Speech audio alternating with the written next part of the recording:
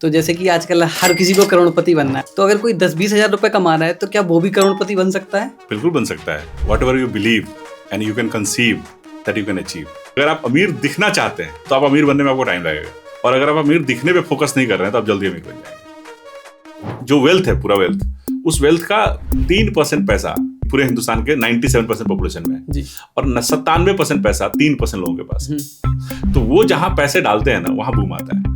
तो जैसे अगर कोई यंग आदमी मान लीजिए 10,000 रुपए की SIP शुरू करता है, 25 साल बाद उसके पास कितना पैसा होगा? अगर वो 25 साल कंटिन्यू करता है तो 1,70,00,000 होगी। SIP के बाद लोगों ने लगा लिया, उसको विड्रॉ कैसे करना है वो तरीका बताइए। तो मैं आपको एक एग्जांपल देता हूँ। अगर 1 करोड़ रुपया किसी ने डाला और हर महीने 50,000 का SWP कर रहा है, 6 लाख निकालने के बाद भी 5 साल बाद उसके पैसे की वैल्यू 1,36,00,000 होगी। बैंक लॉकर में रखना सेफ नहीं, तो बैंक लॉकर तो सेफ होते हैं ना। आप बैंक के लॉकर के लिए जितना किराया देते हैं उसका सिर्फ 100 गुना तक क्लेम कर सकते हैं। तो अगर आप मान लीजिए कि बैंक के लॉकर की किराया 2,000 रुपये है, तो आप ज़्यादा से ज़्यादा 2 लाख तक का क्लेम कर सकते हैं। मैं किसी डॉक्टर से बात कर रहा था, मैंने बोला कि 5 लाख का इंश्योरेंस कितने दिन चलेगा आपके हॉस्पिटल में? तो बोला 3 दिन में खत्म हो जाएगा।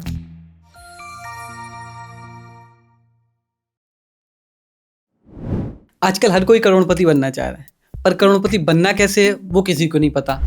और लोगों की सैलरी भी 20-25 हजार है, तो लोग सोचते हैं कि इतनी सैलरी से हम कभी करोड़पति बन ही नहीं सकते। बट ऐसा सच नहीं है, आप 20-25 हजार की सैलरी से भी करोड़पति बन सकते हैं। आज की पॉडकास्ट में हमने इनवाइट किया है चितरंजन कुमार जी को। ये लास्ट 15 सालों से फाइनेंस की फील्ड में और लोगों के फंड्स वगैरह मैनेज करते हैं। तो आज की इस पॉडकास्ट में हम चितरंजन जी से जानेंगे कि हम अपने पैसे को कहाँ इन्वेस्ट करें जिससे हम अगले 20 या 25 सालों में करोड़पति बन पाए। तो चलिए इस पॉडकास्ट को हम शुरू करते हैं। Thank you so much Chittaranjan ji, एक बार हमारी पॉडकास्ट में आने के लिए और अपना कीमती समय निकालने के लिए। Thank you so much Abhay ji, आपने मुझे बुलाया, इसके लिए आपका आभार, धन्यवाद। तो सर, इस पॉडकास्ट की शुरुआत हम कुछ ट्रेंडिंग चीज़ों से करते हैं। तो जैसे कि आजकल हर किसी को करोड़पति बनना है, और खासकर जेन जी की बहुत इच्छा होती है कि जल्दी से करोड़पति बन जाए। तो जैसे किसी की स्टार्टिंग होती है, स्टार्टिंग सैलरी 10-20 हजार ही होती है, तो अगर कोई 10-20 हजार रुपये कमा रहा है तो क्या वो भी करोड़पति बन सकता है? बिल्कुल बन सकता है। कहा जाता है कि what ever you believe and you can conceive that you can achieve. जो चीज़ आप सोच सकते हैं, उस पर विश्वास कर सकते हैं और उसको पचा सकते हैं कि मैं कर सकता हूँ, मतलब खुद पे विश्वास होना चाहिए, वो चीज़ हासिल किया जा सकता है। दुनिया में जितने बड़े बड़े कारनामे हुए हैं, पहले लोगों ने दिमाग में किया है कि मैं कर सकता हूँ, इस पर विश्वास किया है और फिर उसके हिसाब से मेहनत की है। करोड़पति बनना बहुत छोटी चीज़ है, बहुत छोटी चीज़ है। मतलब आप कोई आविष्कार करने के बारे में सोचें, कुछ दुनिया में नया करने का सोचें, वो फिर भी एक थोड़ा मुश्किल काम है। पैसे से वेल्थ बनाना, करोड़पति बनना कोई बहुत मुश्किल नहीं है, और जेन जी के लिए तो और भी मुश्किल नहीं है, क्योंकि उनके पास जो सबसे बड़ा एलिमेंट है वो है टाइम। जी, उनके पास काफ़ी समय है। हाँ, तो अगर कोई 10,000 रुपये महीने कमा पा रहा है तो वो भी करोड़पति बन सकता है। 10,000 रुपये महीने कमा रहा है तो उसको करोड़पति बनने के बारे में अभी नहीं सोचना चाहिए। उसको सोचना चाहिए कि वो 10,000 को 20,000 कैसे कर ले। उसको अपनी एक्टिव इनकम बढ़ाने पर ध्यान देना चाहिए। ये गलती हो रही है आजकल। जेन जी ये सोचता है कि मैं 10,000 कमाऊंगा और इसमें से 2,000 बचाऊंगा और मैं करोड़पति बन जाऊंगा ना। वो 2,000 बचा भी लेगा और 5 साल 10 साल में वो 10, 20, 50 लाख बना भी लेगा ना, तो उसको जरूरत पड़ेगी वो खर्च कर देगा, क्योंकि वो मेंटली एजुकेटेड नहीं है। आजकल की जेन जी की यही प्रॉब्लम है, वो अमीर होने के बजाय अमीर दिखने पे ज़्यादा भरोसा करते हैं। महंगी महंगी घड़ियाँ, वॉच, लग्जरी कपड़े, अच्छी जगह उठना बैठना। तो ये कहीं ना कहीं उनकी लाइफ में असर तो डालेगा ही। बिल्कुल डालेगा। देखिए, अमीर बनना और अमीर दिखना दो अलग अलग बातें हैं, ठीक है।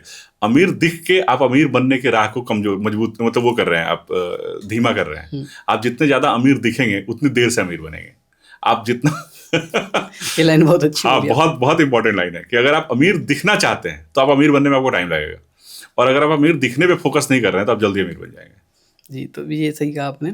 ऐसे ही एक ट्रेंड बना है बाई नाउ पे लेटर का। पहले लोगों के पास क्या होता था, पैसा आ जाता था तब चीज़ें खरीदते थे। अब क्या है, बाई नाउ पे लेटर वाला ऑप्शन है, तो लोग छोटी छोटी चीज़ों के लिए भी EMI बांध लेते हैं। तो ऐसी यंग एज में EMI बांधना सही है या नहीं? सर, आप बधुआ मजदूर बनकर रह जाएंगे अगर ये सोच रहेगी ना। आप बेसिकली क्या कर रहे हैं, अपने फ्यूचर इनकम को खर्च कर रहे हैं। जो आप कल कमाने वाले हैं उसको अपने आज खर्च कर दिया, और उसके लिए आप EMI दे रहे हैं। EMI क्या है? जो आप फ्यूचर में कमाएंगे वो आप पे करेंगे, यही है। तो आपने फ्यूचर इनकम अभी कमाया नहीं है, लेकिन आपने उसके लिए कमिटमेंट ले लिया है, तो अब आपको तो काम करना ही पड़ेगा ना।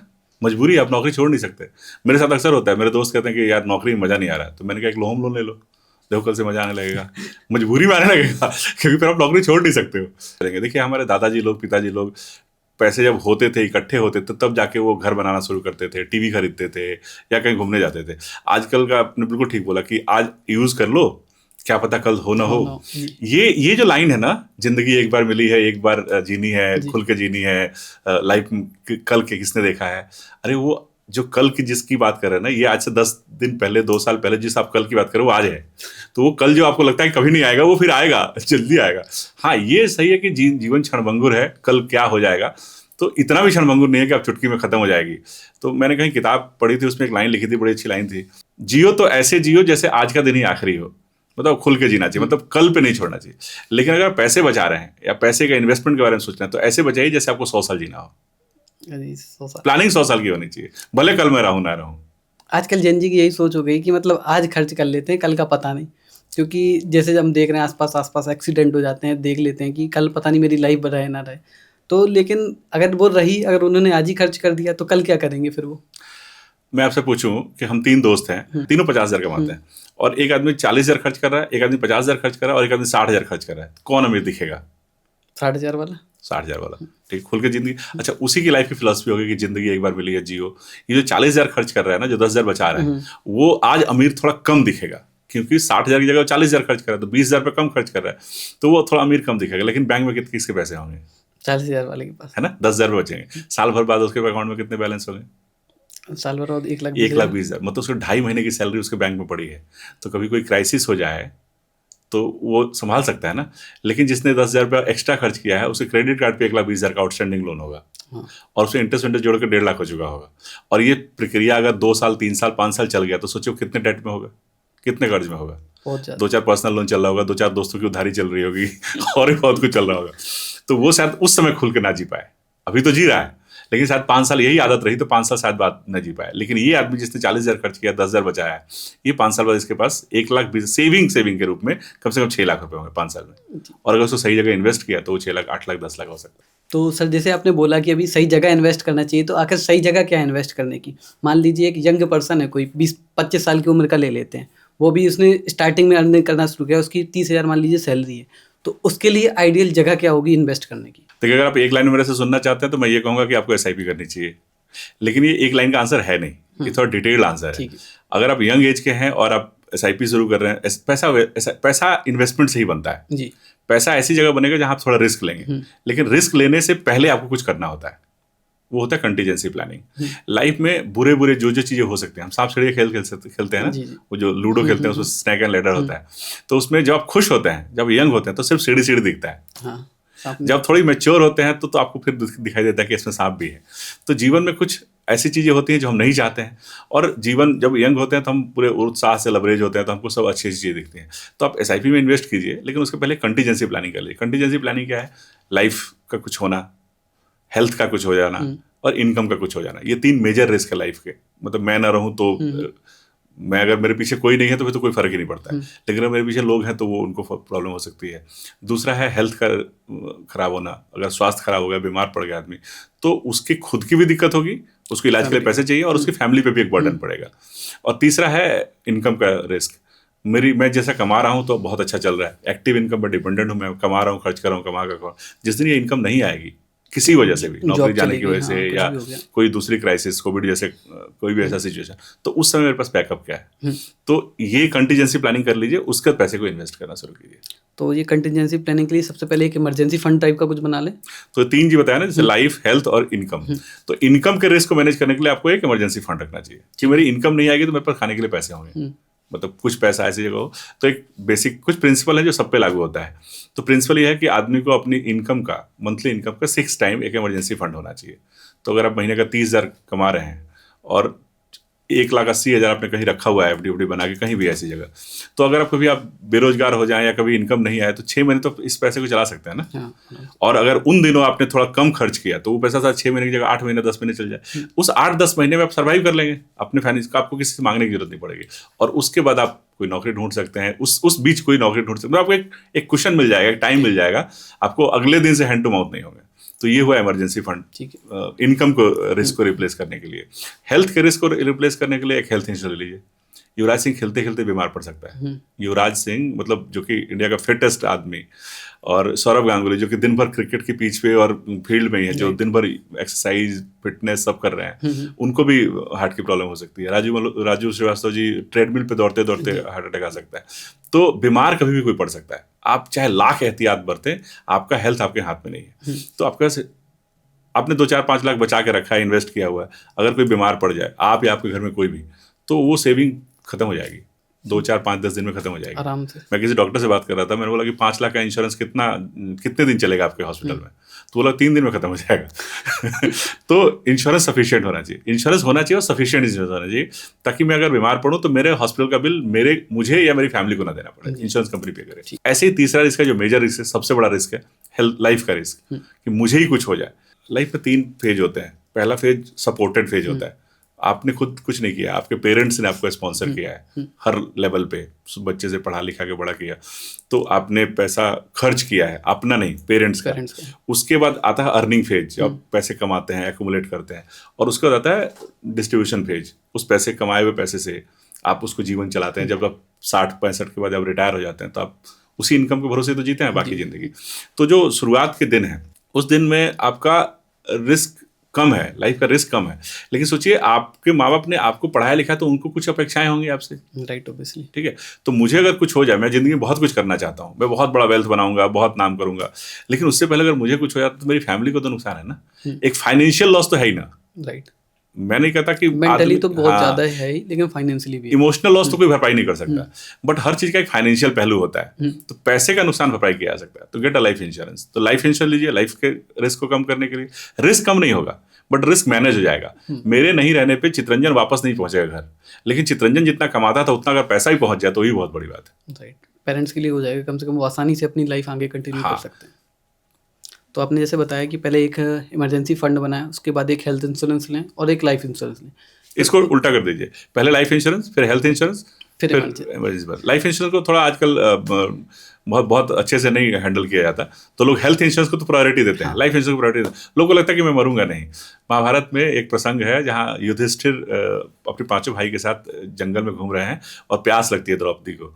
तो द्रौपदी युधिष्ठिर से कहती है कि प्यास लगी है, तो उन्होंने सहदेव को बोलते हैं कि देखो पानी ढूंढो कहाँ है आसपास। तो ढूंढते ढूंढते जाते हैं, बगल में कहीं जंगल के बीच में एक तालाब है, वहाँ पहुँचते हैं, वहाँ जाके पानी लेने की कोशिश करते हैं, तो एक यक्ष प्रकट होते हैं और बोलते हैं पहले तुम्हें मेरे सवालों का जवाब देने पड़ेंगे, तब तुम जाके पानी ले सकते हो या पी सकते हो। तो वो उनको इग्नोर करते हैं और पानी पीने लगते हैं, तो वो मर जाते हैं वहीं पे, मतलब बेहोश हो जाते हैं। ऐसे करके फिर नकुल आते हैं, अर्जुन आते हैं, भीम आते हैं, सब लोग उनके सवाल को इग्नोर करते हैं, मतलब सवाल सुनता ही नहीं कोई। फिर जब युधिष्ठिर देखते हैं कि कोई आया नहीं लौट के, सब गए और वापस नहीं लौटे, तो युधिष्ठिर जाते हैं, तो ढूंढते ढूंढते उन चारों के मतलब वहाँ मूर्छित अवस्था में देखते हैं, और फिर वो पानी लेने की कोशिश करते हैं, तो यक्ष फिर से प्रकट होते हैं, तो बताते हैं कि मैंने ही इनसे सवाल पूछे थे और इन्होंने आंसर नहीं दिया था और इसीलिए ये मूर्छित है। तो तुम चाहो तो तुम्हारे पास ऑप्शन है, तुम मेरे सवालों के जवाब दो तो पानी भी लेके जा सकते हो, अपने भाई को भी जिंदा कर सकते हो। तो कहते पूछिए। तो वो जो सबसे पहला सवाल पूछते हैं, वो पूछते हैं दुनिया में का सबसे बड़ा आश्चर्य क्या है। तो युधिष्ठिर बोलते हैं कि दुनिया का सबसे बड़ा आश्चर्य है कि हर आदमी किसी न किसी को मरते हुए देखता है, पूरे जीवन भर देखता है, लेकिन उसे ये भ्रम रहता है, ये उसका ये आश्चर्य यही है कि उसे ये लगता है कि मैं नहीं मरूंगा। मतलब जीवन नश्वर है, ये देखता है, जानता है, समझता है, बोलता है, सब बातें करता है, लेकिन उसे लगता है मुझे कुछ नहीं होगा। आप 10 लोगों से मिलिए आज, आप एक छोटा सा एक्सरसाइज देता हूँ, और आप 10 लोगों से पूछिए कि आप कितने लोगों ने विल बनाई है कि उनके मरने के बाद उनके परिवार का, ये उनके जो एसेट है उसका डिस्ट्रीब्यूशन कैसे होगा। किसी ने नहीं बनाई होगी, 10 में से एक आदमी ने बनाई होगी। इसके लिए एक लोग हैं, जैसे मेरी मम्मी है, जब भी मैं बोलता हूँ हेल्थ इंश्योरेंस ले लें, मतलब उनको नहीं बताया मैंने ले रखा है, उनको बोले क्यों नेगेटिव सोचना है, तुम पहले से नेगेटिव सोच रहे हो कि तुम्हारी तबीयत खराब होगी, ये क्यों नेगेटिव सोचना है। मतलब ये चीज़ सब में रहती है, और कभी भी हम अपने पेरेंट्स से ये चीज़ बोलें तो कि क्यों सोचना है ऐसा, नेगेटिव तुम सोच रहे हो तो नेगेटिव होगा तुम्हारे साथ। नेगेटिव सोचने से नेगेटिव नहीं होता, नेगेटिव सोच के आप नेगेटिव चीज़ की तैयारी कर रहे हैं जी। हाँ, ये लोग मानते हैं, ये पहले के लोग, मैं भी ये इस चीज़ को हैंडल करता हूँ या देखता हूँ, मैं फेस करता हूँ कि अगर किसी लाइफ इंश्योरेंस बात की तो लोग कहते हैं अच्छा फलाने ने इंश्योरेंस लिया था और वो उसके 2 महीने बाद मर गया। उसको ऐसी चीज़ें जोड़ दिया जाता है कि आप फिर उस टॉपिक पे बात ही ना करें। ऐसा नहीं है, मतलब आप किसी चीज़ के बुरे आप बार बार ना बोलिए उसको, लेकिन उस चीज़ को प्रिपेयर तो रहिए। एक होता है प्रिडिक्शन और एक होता है preparation. You can't predict, so but you can be prepare. तो आप प्रेडिक्ट करने की बजाय आप प्रिपेयर रहिए कि अगर ऐसा कुछ हुआ तो मेरे पास ये सेफ्टी लेवल है। तो मृत्यु तो अटल सत्य, वो तो होना ही है। हाँ, वो अटल सत्य मृत्यु। दुनिया में जन्म सत्य नहीं है। अगर एक से आदमी की शादी होती है, उसके घर में बच्चा होगा कि नहीं होगा कोई गारंटी नहीं कर सकता। लेकिन जो जन्म लिया है उसकी मृत्यु की गारंटी है। दुनिया का सबसे बड़ा सच है मृत्यु, और लोग सबसे ज्यादा अवॉइड उसी को करते हैं, वो तो उसके बारे में कोई बात नहीं करना चाहता। आप लाइफ इंश्योरेंस की बात करें तो सबसे लीस्ट मतलब प्रायोरिटी देने वाला, जैसे कोई आदमी बीमार पड़ता है ना, आप देखे होंगे जब कोई हॉस्पिटल में भर्ती होता है और कोई रिश्तेदार कोई दोस्त मिलने आता है तो सबसे पहला सवाल ये होता है हेल्थ इंश्योरेंस था कि नहीं? हाँ। और ये सेम फेस, सेम सवाल मैं बहुत सारे रथ उसमें शव यात्राओं में सुनता हूँ। जब भी किसी की डेथ होती है और हम लोग अंत्येष्टि के समय पहुँचते हैं और उनको पता चलता है कि ये आदमी इंश्योरेंस से जुड़ा हुआ आदमी है या इन्वेस्टमेंट से जुड़ा हुआ आदमी है, तो बगल में आता है, बोलते भाई इधर जा, साइड में आइए, और बगल में इनका इंश्योरेंस कितना था। मतलब वो ये जानना चाहता है कि अब इसके परिवार का क्या होगा। तो उस समय इंश्योरेंस बहुत इंपॉर्टेंट होता है। पलट कर ये पूछ दिया जाए कि आपका कितना है तो नाराज हो जाएगा। लेकिन नहीं रहने के बाद सब लोग जानना चाहते हैं कि इंश्योरेंस कितना है। तो अगर जीते जी ये चीज सोच ली जाए कि अगर मुझे कुछ हो गया, मेरे सोचने से नहीं होगा, मेरी जितनी आयु है उतनी रहेगी, चाहे मैं दिन में 4 बार बोलूं। मैं आपको बताऊं, मैं किसी दोस्त के पास गया था और उससे इंश्योरेंस की बात हो रही थी। मैं मतलब लंच पे गया था, मेरी पत्नी साथ में थी और हम लोग लंच कर रहे थे। लंच करते करते उसने टॉपिक छेड़ दिया इंश्योरेंस का, तो मैं उसको बताने लगा। तो उन्होंने बताया कि अच्छा इस इंश्योरेंस में क्या होता है, टर्म इंश्योरेंस में क्या होता है, इस ट्रेडिशनल इंश्योरेंस में क्या होता है, यूलिप में क्या होता है। इंश्योरेंस बहुत सारे वैरायटी है। तो मैं उसका एग्जांपल दे रहा था कि देखो अगर मैंने टर्म इंश्योरेंस लिया और मैं मर गया तो इतना पैसा मिलेगा। तो मैं आप अब किसी से बात करते हैं तो ये थोड़ी बोलेंगे कि आप मर गए। तो मैं ये बोल रहा था कि मैं मर गया। तो मेरी पत्नी खाना खा रही थी, हम सब खाने की, ये बात खाने के टेबल पे हो रही है। तो खाना खाते खाते अच्छा वो 3-4 बार मतलब मुझे देखी, लेकिन मैं इग्नोर करता रहा क्योंकि दोस्त भी साथ बैठा था, उसकी फैमिली भी साथ में थी। तो जब खाना खत्म हुआ, हम बाहर निकले तो बोले कि आप या तो मुझे लंच पे कहीं लेके मत जाइएगा या फिर लंच करते समय मरने की बात नहीं कीजिएगा। मैंने क्या हुआ, करे 30 बार तो आप टेबल पे मर गए खाने के टेबल पे आपने 30 बार मरने की बात कर दी। तो मैंने कहा देखो, मरने की बात करने से अगर कोई आदमी मर जाता तो फिर तो मैं दिन में 10 बार बोलता हूँ कि मैं करोड़पति बन जाऊंगा तो ये भी हो जाना चाहिए। अगर सच मेरे हालांकि बोलने से बातें असर करती हैं, बोलना चाहिए, बट वो एग्जाम्पल के रूप में बोल रहा था। तो अगर उसका उल्टा कीजिए, अगर आपके पिताजी कहते हैं कि आप बीमार पड़, मेडिक्लेम का बात करने से आप बीमार पड़ सकते हैं, तो वो दिन भर पैसे पैसे की बात कीजिए। और ये सही है कि पैसा बोलने से चीजें अट्रैक्ट होती हैं, लेकिन वो इंटेंशनली बोलना चाहिए। ऐसे हम रफली एग्जांपल दे रहे हैं तो वो तो ना इंटेंशनली हमने नहीं बोला। हाँ। राइट। तो जैसे हमने बात कर ली लाइफ इंश्योरेंस की, हेल्थ इंश्योरेंस की, इमरजेंसी फंड्स की। अब इसके बाद उसे इन्वेस्टमेंट कहाँ करना चाहिए? यंग एज है तो उसको अपना 80-70% पैसा इक्विटी में डालना चाहिए। इक्विटी इक्विटी मतलब में डालने का stocks में? 2 तरीका है। इक्विटी मतलब बिजनेस। अच्छा ठीक है। इक्विटी का मतलब होता है इक्वल ओनरशिप। आपसे मैं पूछूं कि आपको एक व्यापार करना है और लेट सपोज आपको एक रेस्टोरेंट खोलना है और आपके पास उस रेस्टोरेंट का प्लान है और उसमें 10 लाख रुपए से वो रेस्टोरेंट शुरू हो जाएगा, रेस्टोरेंट का बिजनेस। आपके पास 5 लाख रुपया है, पूरा पैसा इकट्ठा कर लिया आपने, आपके पास 5 लाख इकट्ठा हो गया, आपको 5 लाख और कम पड़ रहा है, अब क्या कीजिएगा? किसी दोस्त रिश्तेदार से हेल्प लेंगे पहले। हाँ, तो ये क्या हुआ, कर्ज। दोस्त से ले सकते हैं, फैमिली में किसी से ले सकते हैं, या किसी रिश्तेदार से ले सकते हैं, या बैंक से ले सकते हैं, किसी भी इंस्टीट्यूशन से ले सकते हैं। आदमी से या इंस्टीट्यूशन से लेते हैं कर्ज। इसको बोलते हैं इंग्लिश में डेट, DEBT। डेट वो चीज है जिसमें आपको फिक्स इंटरेस्ट देना होता है। आपको पता होता है आप कर्ज कितने दिन के ले रहे हैं, आपको पता है इसको लौटाएंगे कैसे, EMI के रूप में देंगे या एक मुश्त देंगे, इंटरेस्ट देंगे या नहीं देंगे। इंटरेस्ट देंगे, आदमी से लेंगे तो हो सकता है इंटरेस्ट ना ले, लेकिन किसी इंस्टीट्यूशन से लेंगे तो आपको इंटरेस्ट देना पड़ेगा। तो ये प्री डिफाइंड टर्म होता है। आप जब बैंक में FD करते हैं, यही टर्म यूज किया जाता है कि आपने बैंक को FD किया, मतलब बैंक को आपने कर्ज दिया। अगर आपने 1 लाख रुपए बैंक की FD करी तो उसमें लिखा होता है कि कितने दिन की FD कर रहे हैं। मान लीजिए 1 साल की FD करी, 6% का इंटरेस्ट रेट है, तो बैंक 1 साल तक आपके पैसे का मालिक नहीं है। आपने उसको पैसे 1 साल के लिए यूज करने के लिए, 1 साल बाद 6% इंटरेस्ट आपको लौटा देगा। ठीक, ऐसे ही आपने किसी दोस्त से लिया, तो इस सिस्टम को बोलते हैं कर्ज, डेट। आप आपने किसी से 5 लाख लिया और उसको 5 लाख 10,000 वापस कर दिया, तो ये डेट है। अब मैं आपसे पूछूं दूसरा सवाल कि आपको कर्ज नहीं लेना है, आप कर्ज नहीं लेना चाहते, फिर भी आप बिजनेस करना चाहते हैं, तो क्या करेंगे? पार्टनरशिप कर सकते हैं। हाँ, बहुत अच्छा बात बोला आपने, पार्टनरशिप करते हैं। लेट्स सपोज मैंने आपको 5 लाख दिए, तो हम दोनों पार्टनर हो गए, 50-50 पार्टनर। पार्टनर क्या खाली प्रॉफिट का पार्टनर होता है, लॉस का ही पार्टनर होता है? दोनों का ही होता है। दोनों का ही पार्टनर होता है। तो हमारे बिजनेस को कल अगर प्रॉफिट होगा तो भी हम उसके पार्टनर है 50% के, और लॉस होगा तो भी 50% के पार्टनर है। तो लेट्स सपोज आपके बिजनेस की वैल्यू 10 लाख से बढ़ के 12 लाख हो गई, तो मेरे 5 लाख की वैल्यू भी 6 लाख हो गई। ठीक है, आपके 5 लाख की वैल्यू 6 लाख। हो सकता है मैं अकेला 5 लाख नहीं दिया, आपके 5 दोस्त हैं और उन्होंने सबने 1-1 लाख रुपए दिया, तो 5 लोग ने 1-1 लाख दिया और आपने 5 लाख लगाया, तो बिजनेस शुरू हो गया। तो आपके बिजनेस का डिसीजन कौन लेगा, आप लेंगे या 6 लोग लेंगे? जो मेजोरिटी वो स्टेक होल्डर होगा वो लेगा। तो जो मेजर स्टेक होल्डर है, क्योंकि नुकसान भी उसी को ज्यादा होगा और प्रॉफिट भी उसी को ज्यादा होगा। लेकिन जब तक हम और आप थे 50-50%, तब तक आप अकेले नहीं ले सकते थे। हाँ, तब दोनों लोगों के इसको पार्टनरशिप बिजनेस बोल सकते हैं। तो इसमें हम दोनों का चूंकि बराबर इक्वल स्टेक है, इसलिए हम दोनों की सहमति से ही कोई काम होगा। लेकिन अगर आप मेजर स्टेक होल्डर हैं और बाकी लोगों ने छोटे छोटे स्टेक लगाए हैं, तो इसका डिसीजन आप ले सकते हैं। ऐसे ही कंपनी चलती है। रिलायंस कंपनी अगर एक चल रही है तो उसके मेजर स्टेक होल्डर अंबानी जी हैं, इसलिए उस कंपनी का डिसीजन वो लेते हैं। लेकिन उसका शेयर मैंने भी ले रखा है, आपने भी ले रखा है। आपको प्रॉफिट और लॉस का लाभ तो मिलेगा, मतलब अगर 1% प्रॉफिट हुआ तो आपको भी 1% आपका पैसा बढ़ेगा, 10% का प्रॉफिट हुआ तो आपको भी 10% बढ़ेगा, 10% का लॉस हुआ तो हमको भी और आपको भी 10% का लॉस होगा, जिस अनुपात में हमने लगाया पैसा। लेकिन उसके मेजर डिसीजन कौन लेगा? जो मेजर स्टेक होल्डर है। ये है इक्विटी। तो 10-10 1-1 लाख हम 5 लोगों ने दिए थे, हमारे पास 20-20% का स्टेक, 10-10% का स्टेक था और आपका 50% का स्टेक था। तो इसमें इक्विटी खरीदना 2 तरीका है, या तो आप शेयर बाजार में जाए किसी कंपनी का शेयर खरीद लें, आपको उस शेयर के आप मालिक हैं, आपने ओनरशिप लिया है, ठीक है। अब ओनरशिप में प्रॉफिट और लॉस होने की संभावना दोनों है। तो एक आम आदमी जिसको ये नहीं पता है कौन से कंपनी का शेयर खरीदें, कब खरीदना चाहिए, कब बेचना चाहिए, कि शेयर मार्केट में उतार चढ़ाव ऊपर रहता है, तो जो आदमी शेयर के प्राइस को लो में खरीदता है, हाई पे बेचता है, हर आदमी एक्चुअली चाहता यही है। दुनिया का बिजनेस ऐसे ही चलता है कि लो में खरीदो और हाई में बेचो। व्यापार से लेकर शेयर बाजार तक हर तभी आपको प्रॉफिट होगा जब सस्ते में खरीदेंगे और बाई में बेचेंगे। लेकिन ये करना उतना ही मुश्किल है, बहुत मुश्किल है, वो तो सही बात है। तो एक तो पहले आपको ढूंढना पड़ेगा कौन सी कंपनी का शेयर खरीदूं। अब आपको मान लीजिए तेल बनाने वाली कंपनी का शेयर खरीदना है, तो पेट्रोल का मतलब, तो इंडियन ऑयल का शेयर खरीदूं कि भारत पेट्रोलियम खरीदूं, कौन सी कंपनी खरीदूं। ऐसी आपको चॉकलेट बनाने वाली कंपनी, तो बहुत सारी कंपनी है, तो उसमें किसका खरीदें। आपको कार बनाने वाली कंपनी का शेयर खरीदना है, तो कौन सी कार बनाने वाली, महिंद्रा है कि टाटा है कि मारुति है। तो आपको ये देखना होता है कौन सी कंपनी, कौन सा सेक्टर, मतलब मैं पेट्रोलियम वाले चीज का खरीदूं, कार वाले ऑटोमोबाइल का खरीदूं, या मतलब इंडिया में बहुत सारे सेक्टर हैं भाई। एजुकेशन सेक्टर है, हेल्थ केयर सेक्टर है, FMCG है, फार्मा है, ऑटोमोबाइल है, तो ऐसे बहुत सारे सेक्टर हैं। तो कौन से सेक्टर में खरीदूं, उस सेक्टर की कौन सी कंपनी खरीदूं और उसमें भी कब खरीदूं, जो उसका शेयर प्राइस। तो ये थोड़ा ट्रिकी काम है, इसके लिए आपको थोड़ा टाइम देना पड़ेगा। तो अगर आप 20-25-50 हज़ार कमा रहे हैं तो आपका टाइम अधिकांश टाइम तो उधर जाएगा। तो आप एक्टिव इनकम पे फोकस कीजिए, ज़्यादा आप अपनी इनकम को बढ़ा सके, सो दैट आपको लगाने के लिए पैसा ज़्यादा हो।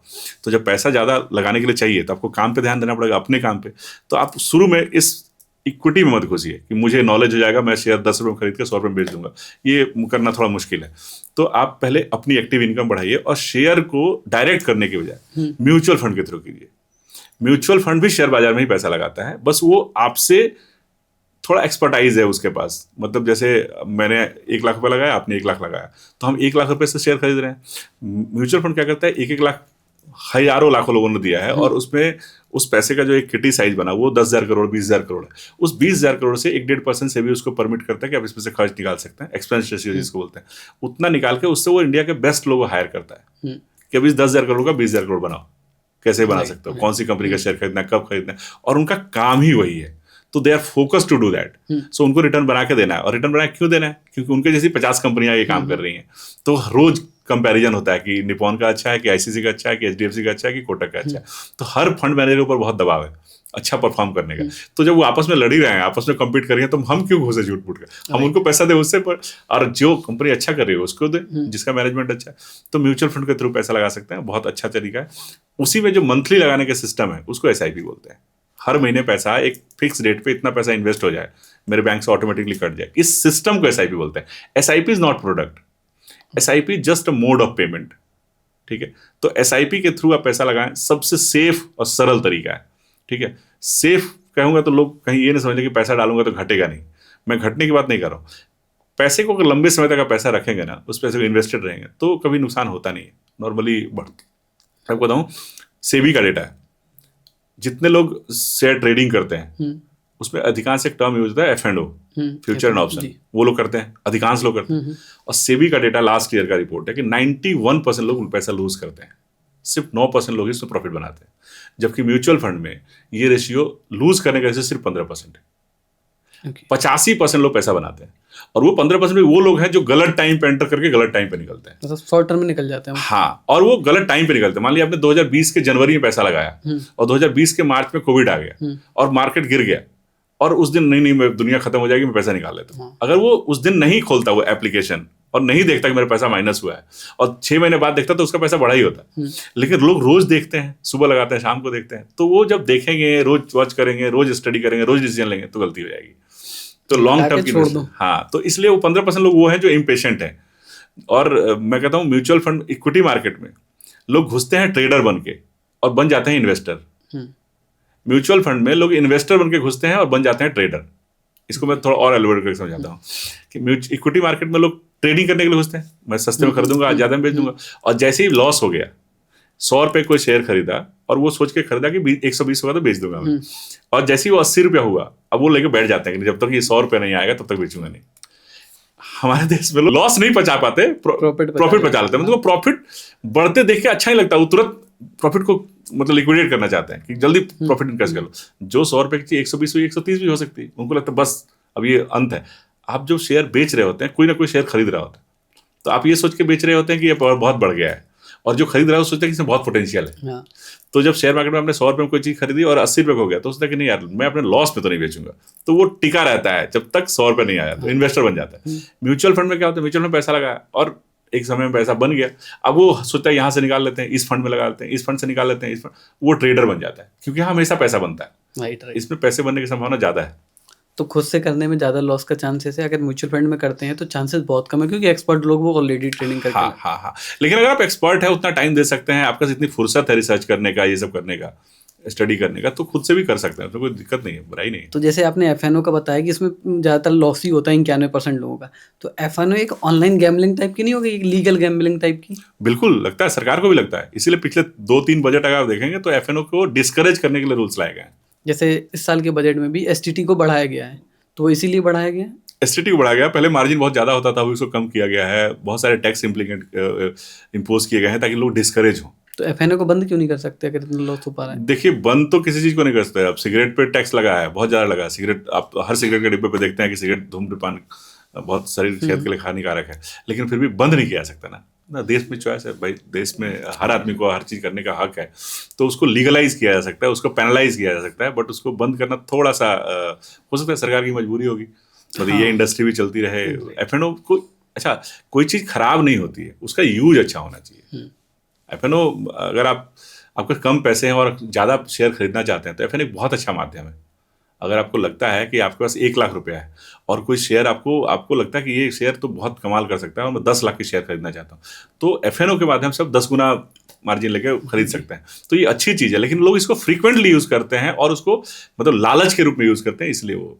जब आपके पास डेटा हो और आपको श्योर शॉट पता हो कि ये जा सकता है, श्योर शॉट तो कोई हो नहीं सकता, चांसेस ज़्यादा हो सकते हैं, लॉन्ग टर्म में तो अच्छा रिटर्न दे सकता है, लेकिन अगर कभी डाउनफॉल हुआ और लोअर सर्किट लग गया तो आपका पैसा स्वाहा हो सकता है। ठीक है। तो सर, जैसे एसआईपी की बात हो रही थी, एसआईपी में से काफ़ी सारे स्टॉक्स होते हैं, जैसे कुछ मिड कैप होते हैं, कुछ मिडिल कैप होता है, स्मॉल कैप होता है, लार्ज कैप होता है। तो एक अर्ली इन्वेस्टर को किस में करना चाहिए इन्वेस्ट? जैसे छोटे लोग, मतलब लालच के लिए लोग स्मॉल कैप में कर देते हैं कि वो ज़्यादा जल्दी बढ़ेगा और ज़्यादा चांसेस होते हैं, तो आपके हिसाब से कैसे इन्वेस्टमेंट स्ट्रेटजी होनी चाहिए? मान लीजिए अगर 5,000 रुपये महीने डालना है तो कैसे डाले वो? चलिए, काउंटर में एक सवाल पूछता हूँ। आप यहाँ से अहमदाबाद गए जी, और वहाँ होटल पहुँचे, आपको खाना ऑर्डर करना है, आप गुजरात का खाना ट्राई करना चाहते हैं, तो आप क्या ऑर्डर करेंगे? जो गुजरात की नॉर्मल डिश होगी, है ना। तो आप 2-4 जिसके नाम जानते हैं वो ऑर्डर करेंगे, तो क्यों ना आप थाली ऑर्डर कर लीजिए।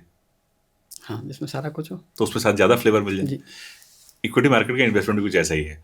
इक्विटी मार्केट में हिंदुस्तान में जितनी कंपनियां लिस्टेड है, उनको सेबी ने उनके कैप के हिसाब से, कैप मतलब कैपिटल, उनके साइज के हिसाब से कितना शेयर है, कितना उसका मतलब उसकी कंपनी का कितना कैपिटल है, number of share into share price, एक कंपनी के कितने शेयर हैं मार्केट में और एक शेयर का प्राइस कितना है, तो ये उसका कैपिटल निकल गया, उसका नेटवर्थ निकल गया।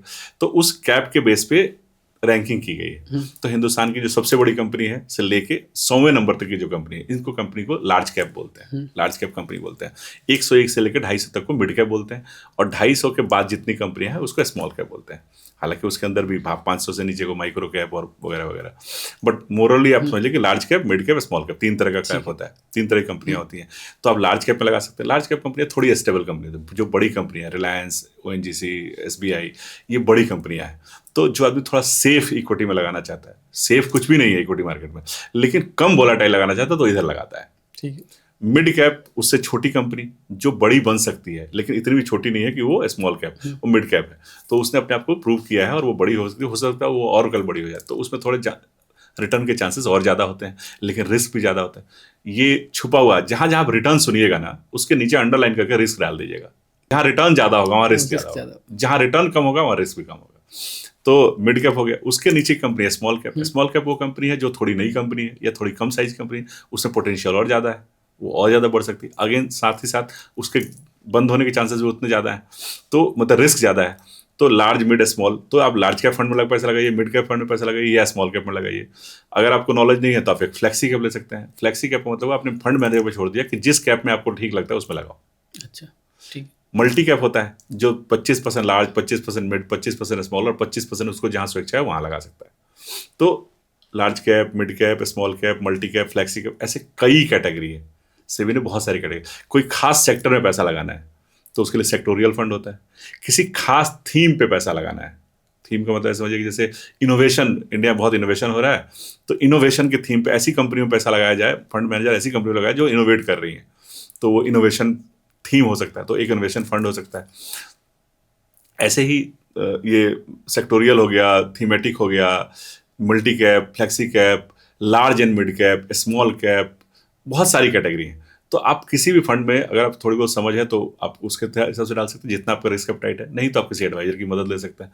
अगर आपको ये सब समझ नहीं है और आपको ये सोचना पड़ रहा है कि किस फंड में लगाऊं, तो खुद से शुरू मत कीजिए, ठीक है। आप छोटा पैसा बनाना चाहते हैं तो करिए, उससे आप पैसा कमा भी सकते हैं, लूज भी कर सकते हैं। मैं आपसे पूछूंगा आपके घर में एक छोटी सी दीवार खड़ी करनी है तो आपको आर्किटेक्ट की जरूरत है? नहीं जरूरत है। आपको सर दर्द हो रहा है तो आपको किसी बहुत एमडी डॉक्टर की जरूरत है? नहीं जरूरत है शायद। लेकिन अगर आपको कोई कैंसर के बारे में कंसल्टेशन करना है, हार्ट से रिलेटेड कोई इश्यू है, तो खुद से नहीं करना चाहिए, आपको किसी अच्छे डॉक्टर को दिखाना चाहिए। ऐसे ही आपको घर की दीवार एक नहीं खड़ी करनी है, आपको महल बनाना है, और बढ़िया महल बनाना है, या बहुत अच्छा विला बनाना है, या एक बहुत अच्छी बिल्डिंग बनानी है, तो आपको एक आर्किटेक्ट की मदद लेनी चाहिए। तो लोग जो खुद से करते हैं ना, वो गलत नहीं कर रहे हैं, और मतलब उससे कोई नुकसान नहीं है, वो एक्सपेंस बचा रहे हैं, वो किसी एक्सपर्ट के एक्सपेंस बचा रहे हैं। उस एक्सपेंस से आप बड़ा वेल्थ नहीं बना पाएंगे। 100 में से एक आदमी बना सकता है जो उसके फोकस है, जिसको नॉलेज है, जो अपने आप को वो भी रख ले। तो क्या होता है जब एक्चुअली किसी एडवाइजर की मदद लेंगे तो वो उस फील्ड का आदमी है, तो हो सकता है वो आपको जो आप पढ़ के, सीख के, समझ के करेंगे, वो उसने किया हुआ है, तो आपको सही तरीके से गाइड कर सकते हैं। जो आपको 1-1.5 साल में करने को मिल पाएगा, आप उस लेवल पे पहुंच पाएंगे, वो ऑलरेडी मदद लेके आप एक दिन में हो सकता है। बिल्कुल। तो कोई यंग लड़का स्मॉल कैप में भी एसआईपी कर सकता है, और कोई लड़का फ्लेक्सी कैप में भी कर सकता है।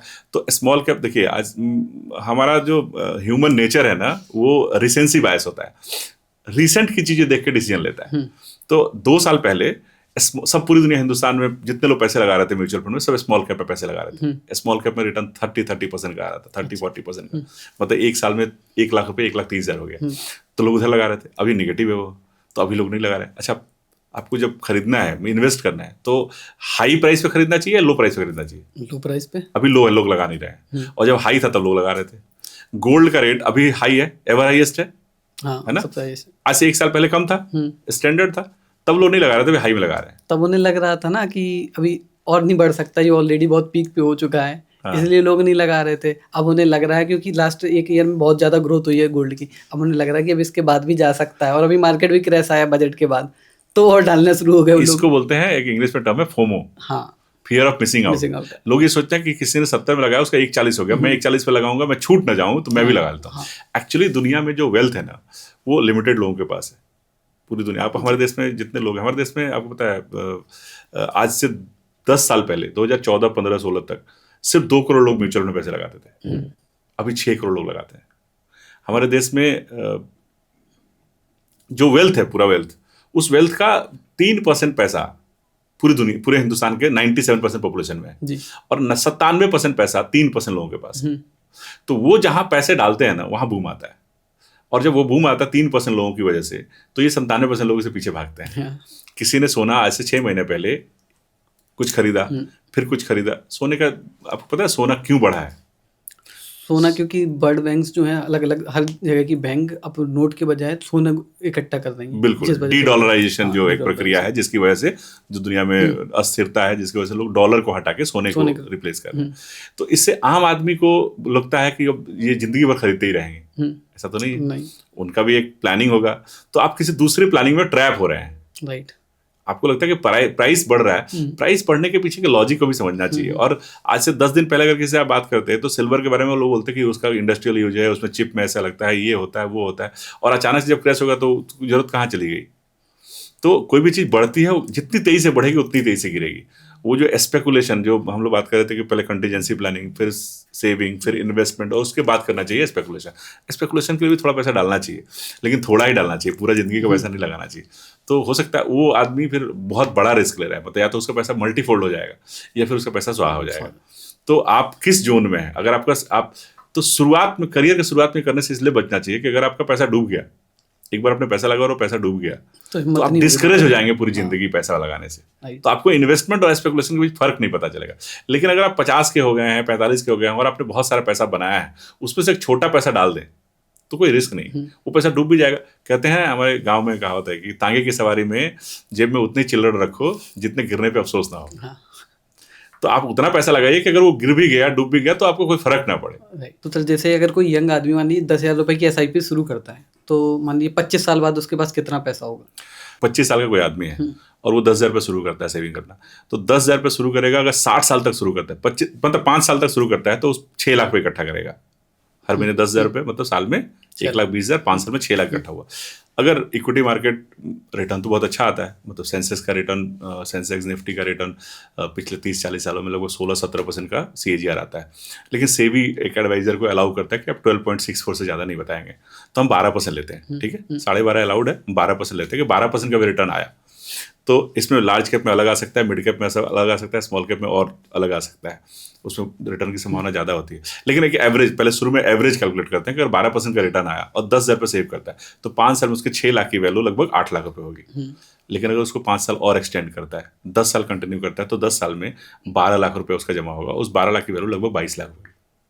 ठीक है, अगर वो 5 साल और कंटिन्यू करता है, आपको लंबा क्यों सोचना चाहिए, हम लंबे की क्यों, लॉन्ग टर्म की बात क्यों कर रहे हैं, कि अगर वो 10 साल की जगह 15 साल कंटिन्यू करता है, तो उसके 12 लाख की जगह उसके इन्वेस्टमेंट 18 लाख हो जाएगा और उस 18 लाख की वैल्यू लगभग 47 लाख हो जाएगी। देखिए, अब मैजिक होना शुरू हुआ है, डबल से ज्यादा हो गई। हाँ, आपके पैसे का मतलब उससे ज्यादा आपका पैसा 30% आपका पैसा 65% पैसा उसका है, मतलब आपका इंटरेस्ट पार्ट है। और अगर ये 20 साल कंटिन्यू करता है तो वो 24 लाख बचा लेगा और 24 लाख की वैल्यू लगभग 91 लाख होगी, जिसमें से 74% पैसा तो सिर्फ इंटरेस्ट का पैसा, ब्याज का पैसा, जो आपका ग्रोथ है, मतलब आपका एक्चुअल पैसे से ज्यादा है। और अगर वो 25 साल कंटिन्यू करता है तो 30 लाख बचा लेगा और 30 लाख की वैल्यू 1,70,00,000 होगी, सेम 12% रिटर्न से। और अगर वो 25 साल की जगह 30 साल, 5 साल और एक्सटेंड कर लेता है, तो वो 30 लाख की जगह 36 लाख बचा लेगा। ठीक है, 36 लाख की वैल्यू लगभग 3 करोड़ होगी, 10 गुना। ठीक है, मतलब और अगर 30 साल में 10 गुना हो जाएगा पैसा। हाँ। जितना उसने पैसा जोड़ा उसका 10 गुना हो जाएगा 12% के रिटर्न से। और अगर 35 कर लेता है तो उसका जो सेविंग अमाउंट होगा वो होगा 42 लाख। और पता कितना बन जाएगा? लगभग 5.5 करोड़। तो कोई यदि 25 साल से करता है शुरू और 35 साल तक करता है, 60 की एज में 10,000 के SIP करके 5.5 करोड़ बना सकता है। तो जो करोड़पति बनने की बात है, 10,000 रुपए लगा करके 25 साल बाद करोड़पति बनना तय, आराम से बन सकता है। 25 साल में तो 1,70,00,000 बन जाता है। अब इसको थोड़ा और एलोबोरेट करते हैं। अगर वो 60 की बजाय इस जर्नी को 5 साल और कंटिन्यू करता है, तो वो 42 लाख की जगह 48 लाख बचाएगा 40 साल में। और वो जो 5.5 करोड़ बन रहा था ना, वो बन जाएगा 9,80,00,000, 10 करोड़। अगले 5 साल में 2 गुना हो गया। ठीक है, हर 5 साल में वो लगभग 2 गुना होता चला जाता है। ठीक है, तो अब इसको थोड़ा और डिटेल में आते हैं कि इसी पैसे को अगर उसने 30 साल से शुरू किया, लेट सपोज 60 साल में, 25 साल से शुरू किया था किसी ने और 60 साल पे कितना बना रहा था? 5.5 करोड़। हाँ। 10,000 के SIP से उसने 25 से शुरू नहीं किया, उसने 30 से शुरू किया। और कह रहा था ना पैसे शुरू में चाहिए, अगर उसने 30 से शुरू किया तो पता है कितना बनेगा उसका पैसा? 1,70,00,000 60 की उम्र तक 3,08,00,000। 3,08,00,000। हाँ, अगर उसने, और अगर उसको 5.5 करोड़ बनाना था तो उसको 10,000 की जगह 18,000 बचाना पड़ेगा। 25 वाले को 10,000 बचा के 5.5 करोड़ बनाया था। अगर मैंने 30 से शुरू किया तो या तो मेरा बनेगा 5.5 करोड़ की जगह 3 करोड़, या अगर मैं 5.5 करोड़ ही चाहता हूं तो मुझे 10,000 की जगह 18,000 बचाना पड़ेगा पूरी लाइफ। और अगर मैं 35 से करना चाहिए, हाँ, अगर मैं 35 से शुरू करता हूं और मुझे 5.5 करोड़ ही चाहिए तो मुझे 32,000 महीने का बचाना पड़ेगा। या अगर मैं इतना बचाया तो सिर्फ 1,70,00,000 बनेगा, 10,000 बचाऊंगा। तो स्टार्ट अर्ली करने से आपको टाइम का एज मिल जाता है। पावर ऑफ कंपाउंडिंग मैजिक है। 8th वंडर बोलते हैं इसको, कि पावर ऑफ कंपाउंडिंग को 8th वंडर ने बोला है कि 8th wonder of the world है मैजिक कंपाउंडिंग। अल्बर्ट आइंस्टाइन के जीवन की घटना है। उन्होंने भी स्टॉक मार्केट में पैसा लगाया था और जब उन्होंने पैसा थोड़ा लगाया वो पैसा बढ़ गया तो उनको लगा बहुत अच्छा है, तो उन्होंने वेट किया और जब मार्केट गिर गया तब उन्होंने लॉस में निकालना पड़ा। तो कहा कि इतना बड़ा साइंटिस्ट भी पावर ऑफ कंपाउंडिंग को नहीं समझ पाया। अगर वो उस गिरे हुए टाइम में नहीं निकाले होते और थोड़ा और वेट करते तो वो पैसा मल्टीफोल्ड हो सकता था। हुआ भी था उस कंपनी का शेयर। तो जैसे ये तो हो गई हमने प्रॉफिट की बात, तो क्या SIP में रिस्क भी रहता है कि जो पैसा मान लीजिए 25 साल बाद वो पैसा डूब भी सकता है जितना लगाया? नहीं, ऐसा नहीं है। पैसे क्यों डूब जाएगा? मतलब रिस्क इसमें इतना नहीं रहता? नहीं, अब आप इसको ऐसे समझिए कि आप एसआईपी में क्या कर रहे हैं, आप जो पैसे देते हैं उसको यूनिट में कन्वर्ट कर देते हैं कि एसआईपी कैसे काम करता है। कोई फंड लॉन्च होता है, उस फंड का 10 रुपये का एनएवी है, एनएवी मतलब नेट एसेट वैल्यू। एक फंड में 10 रुपये का एनएवी है, आपने पैसे लगाया, आपने 5,000 रुपये लगाया, तो 10 रुपये के रेट से 500 यूनिट आपको मिल गए। ऐसे करके आप हर महीने जो पैसे दे रहे हैं उसे यूनिट खरीद रहे हैं। आप जस्ट समझिए कि जैसे गोल्ड खरीद रहे हैं, आप हर महीने 10,000 रुपये गोल्ड खरीद रहे हैं, तो 1 ग्राम 2 ग्राम जो भी जितना भी क्वांटिटी मिल रहा है उतना मिल रहा है, आपके अकाउंट में उतना ऐड होता जा रहा है। ये नहीं घटने वाला है, यूनिट नहीं घटने वाला, यूनिट का प्राइस अप डाउन होता है। तो शेयर मार्केट के बढ़ने से 10 रुपए की चीज 20 साल में 200 हो गई, या मतलब एक फंड 1995 में लॉन्च हुआ था और आज उसकी एनएवी है 4,000। 10 रुपए में जिसने पैसा लगा वो 4,000 का हो गया। चलिए 10% गिरावट हो जाए तो कितना हो जाएगा? 4,000 3600 हो जाएगा। 20% गिरावट हो जाएगा 3200 हो जाएगा। उसने लगाया कितने में था? 10 रुपए से। 10 रुपए की चीज 3200 हो जाएगी, 4,000 से 3200। तो जिसने आज लगाया है 4,000 रुपए रेट पे, उसका पैसा 20% गिर गया तो 3200 हो जाएगा। बट वो कंपनी डूब भी गई तो 10 रुपए की वैल्यू और भी तो कम हो जाएगी। अच्छी बात यह है कि स्टॉक में आप किसी कंपनी में पैसा लगाते हैं, एक कंपनी में, 2 कंपनी में, 4 कंपनी में, पैसा डूबा तो वो कंपनी डूबी तो आपको पूरा पैसा गया। म्यूचुअल फंड एक जगह नहीं लगाता। आप किसी म्यूचुअल फंड देखेंगे तो कम से कम 25 कंपनी में लगाते हैं पैसा। 25 से 40, 50, 60, 70 कुछ ऐसे फंड है जिसमें 100 कंपनियों में पैसा लगा। तो 100 कंपनी में कोई एक कंपनी डूब भी सकती है, तो आपका पैसा 100 कंपनी लगा तो आपके पूरे वेल्थ का 2% पैसा उसमें लगा हुआ है। तो अगर एक कंपनी गिर गई तो आपके पूरे पोर्टफोलियो 2% का इंपैक्ट आएगा। तो अगर 5 करोड़ हो गया और उसमें कोई एक कंपनी डूब गई जिस यहाँ पे आपका एलोकेशन है, तो 2% कितना हुआ? 10 लाख रुपए कम हो जाएगा। 10 ही लाख कम होगा ना, इंपैक्ट नहीं होगा। इसीलिए वो फ्लक्चुएट करता है कि, लेकिन फंड मैनेजर का क्या काम है? वो देखता है, वही देखता है। आप देखिए टूथपेस्ट आप कौन सा यूज करते हैं अभी? कोलगेट। आज से 10 साल पहले कुछ और भी यूज करते होंगे, उसके 10 साल पहले हमारे पिताजी कुछ और यूज करते होंगे। आज से 10 साल बाद क्या आपको लगता है यही यूज होगा या कोई और भी होगा? और होगा, है ना। कभी पेप्सोडेंट भी चलता था, कभी मिसवाक भी चलता था, आज कोलगेट चलता है, कभी दंत कांति भी चलेगा। तो फंड मैनेजर का काम यही है। आप गाड़ी जो आज चलते हैं, आज आप शायद गाड़ी खरीदना तो कौन सी गाड़ी खरीदेंगे? मान लीजिए विटारा ब्रेजा, बेचारा मारुति। तो अब एक ट्रेडिशनल गाड़ी जो आज से 10 साल पहले भी चलता था और आज भी चल रहा है। आज अगर मैं आपके पास ऑप्शन हो थोड़ा उससे ज्यादा एसयूवी लेने का तो कौन सा लीजिएगा? शायद टोयोटा या महिंद्रा, है ना, या जीप कंपास या मर्सिडीज। तो यही देखना था कि कौन सी ऑटोमोबाइल की कंपनी में पैसा लगाना है। तो मारुति में लगाना है कि महिंद्रा में लगाना है कि टाटा में लगाना है। तो एक कंपनी का सेल डाउन हो रहा है तो दूसरी कंपनी का बढ़ रहा है। हिंदुस्तान में कंज्यूमर तो है, हिंदुस्तान में 140 करोड़ लोग हैं। उस 40 करोड़ में अगर 10 लाख लोगों को भी गाड़ी खरीदनी है इस साल, तो हिंदुस्तान में बहुत गाड़ियां बिकती हैं, आपको पता है हिंदुस्तान बहुत बड़ा मैन्युफैक्चरर है कार का। तो हिंदुस्तान में अगर गाड़ियां खरीदेंगे तो किसी ने कोई ना कंपनी तो बनाएगी। तो कोई एक कंपनी हो सकता है जिसका सेल कम हो रहा हो, कोई एक ऐसी कंपनी जिसका सेल बढ़ रहा हो। उसने किसी ने डिमांड ज्यादा हो रही हो किसी पर्टिकुलर कार की तो उसका सेल, जैसे आपने देखा होगा हुंडई का कार की सेल थोड़ी कम हुई है तो महिंद्रा कार की सेल बढ़ी है ना, या टाटा और महिंद्रा कार की सेल बढ़ी है। और बाकी 2-3 कंपनी जिसका बहुत सारी ऐसी कंपनी थी जो बंद भी हो गई, जैसे फोर्ड हिंदुस्तान में उसके मतलब उसका मैन्युफैक्चरिंग नहीं होता। तो ये देखना होता है फंड मैनेजर कौन सी कंपनी डिक्लाइन कर रही है, कौन सी कंपनी इमर्ज कर रही है, तो वो एलोकेशन करता रहता है। लेकिन अगर आपने आज से 15 साल पहले या 10 साल पहले सेंसेक्स में पैसे लगाए होते, निफ्टी 50 में लगाए होते पैसे, तो निफ्टी में जो 50 कंपनियां थी आज उसमें सिर्फ 11 कंपनी है। मतलब वो जो 39 कंपनी है वो 39 कंपनी रिप्लेस हो गई, वो मिड कैप में चली गई, वो या उस 50 से नीचे आ गई और दूसरी कोई कंपनी उसमें आ गई। तो स्टॉक में खरीदने का रिस्क ये होता है कि आपको रेगुलर रिव्यू करना पड़ता है कि आपने जिस कंपनी में पैसा लगाया वो कंपनी है भी अच्छा ग्रो भी कर रही है तब आप उसमें बने रहिए, नहीं है तो आपको चेंज करना चाहिए। लेकिन म्यूचुअल फंड में ये फंड मैनेजर का काम है और वो रेगुलरली इसको करता रहता है। इसलिए म्यूचुअल फंड में एकदम से पैसा जीरो हो जाएगा ऐसा नहीं होता। ठीक है सर, अब जैसे हमने ये बात कर ली टाइम की कि कितने टाइम में पैसा कितना होगा, तो ऐसे ही अगर मान लीजिए कोई इंसान को अगर शुरू करना है तो वो आप एक एग्जांपल समझाइए कि मिड कैप, लार्ज कैप या अगर तीनों में लगाता है तो कितना इफेक्ट पड़ेगा। ठीक है, तो लेट्स सपोज कि हम 3 लोगों का एग्जांपल लेते हैं, विराट, रोहित और धोनी। तीनों 5-5 हज़ार रुपये के SIP करते हैं। विराट कोहली सिर्फ लार्ज कैप में पैसे लगा रहे हैं, 5,000 के SIP किया और उस पर 10% का टॉपअप कर दिया और 25 साल तक SIP कंटिन्यू की। तो लार्ज कैप या निफ्टी 50 में पैसे लगाएंगे तो वो पैसा लगभग 2.5 करोड़ बना पाएंगे 25 साल में। वही उनकी जगह रोहित शर्मा ने लार्ज कैप और मिड कैप में पैसा लगाया तो उनका वो 2.5 करोड़ उसी टाइम फ्रेम में 3.25 करोड़ बन जाएगा, 3 करोड़ 14 लाख के आसपास बन जाएगा। उसमें रिस्क भी ज़्यादा होगा, एक ड्रो डाउन वर्ड होता है। उनका पैसा कम ड्रो डाउन हुआ, मतलब कम, जब मार्केट गिरेगा तो इनका पैसा थोड़ा ज़्यादा गिरेगा, विराट वाला पैसा थोड़ा कम गिरेगा, थोड़ा कंपैरेटिवली स्टेबल होगा। और उससे भी ज़्यादा अगर आप रिस्क जोन में जाते हैं तो मिड और लार्ज, मिड और स्मॉल। तो मान लीजिए धोनी 5,000 का SIP किया और उन्होंने लार्ज, मिड और स्मॉल में डाला, तीनों मिला के डाला, और उन्होंने भी सेम प्रक्रिया करी, 5,000 की SIP, 10,000 का टॉपअप और 25 साल तक किया, तो उनका पैसा लगभग 4.5 करोड़ बन जाएगा। 4,34,00,000। तो ये 2.5 करोड़ से लेके 34 लाख। लेकिन अगर आपने सोचा इसको बैंक में रखा होता तो कितना बनता? शायद करोड़ भी नहीं पहुंचता। हाँ, अगर आपने बैंक के सिंबल एफडी में डाला होता तो शायद करोड़ भी नहीं पहुंचता। तो रिटर्न बनेगा, अब जितना ज्यादा रिस्क लेंगे उतना ज्यादा रिटर्न बनेगा। तो जैसे एसआईपी की बात हो गई हमारी, तो ऐसे ही एफडी होती है, तो एफडी और एसआईपी में क्या डिफरेंस है? किस में डालना चाहिए? जैसे हमारे पेरेंट्स को तो बोलते हैं कि एफडी करा लो, क्योंकि उन्होंने वही सुना है, लेकिन आज के टर्म में एसआईपी आ गई कि लोग एसआईपी पे फोकस करते हैं। अगर आपको 6 महीने बाद कोई पैसों की जरूरत है, आपके पास आज पैसा है, तो उस पैसे को आप इक्विटी मार्केट में डालिएगा, चाहे large cap, mid cap, small cap में डालिएगा, तो हो सकता है 6 महीने बाद मार्केट ऊपर हो या हो सकता है नीचे हो। मतलब अधिकांश चांसेस है कि मार्केट ऊपर ही हो, लेकिन हो सकता है कि नीचे भी हो। तो आपने किसी स्पेसिफिक जरूरत के लिए, जैसे बच्चे की पढ़ाई करनी है, कुछ बेटी की शादी करनी है, और वो दिन निश्चित है कि 6 महीने बाद जरूरत पड़ने वाली है, साल भर बाद जरूरत है, तो उस पैसे पर रिस्क मत लीजिए। उस पैसे पर रिस्क, आप रिटर्न के लिए रिस्क ले रहे हैं, तो वो रिटर्न के चक्कर में आपका कैपिटल भी कम ना हो जाए। तो ऐसे पैसे को आपको फिक्स एसेट क्लास में डालना चाहिए, जाके सबसे सेफ तरीका है बैंक एफडी। तो बैंक अकाउंट में रखना और एफडी में रख डालना, दोनों में क्या डिफरेंस होगा? बैंक सेविंग अकाउंट में रखिएगा। देखिए, बैंक में 2 अकाउंट होते हैं, करंट अकाउंट एक सेविंग अकाउंट। तो जो सैलरीड आदमी है उसको तो करंट अकाउंट के बारे में कुछ पता भी नहीं होता है।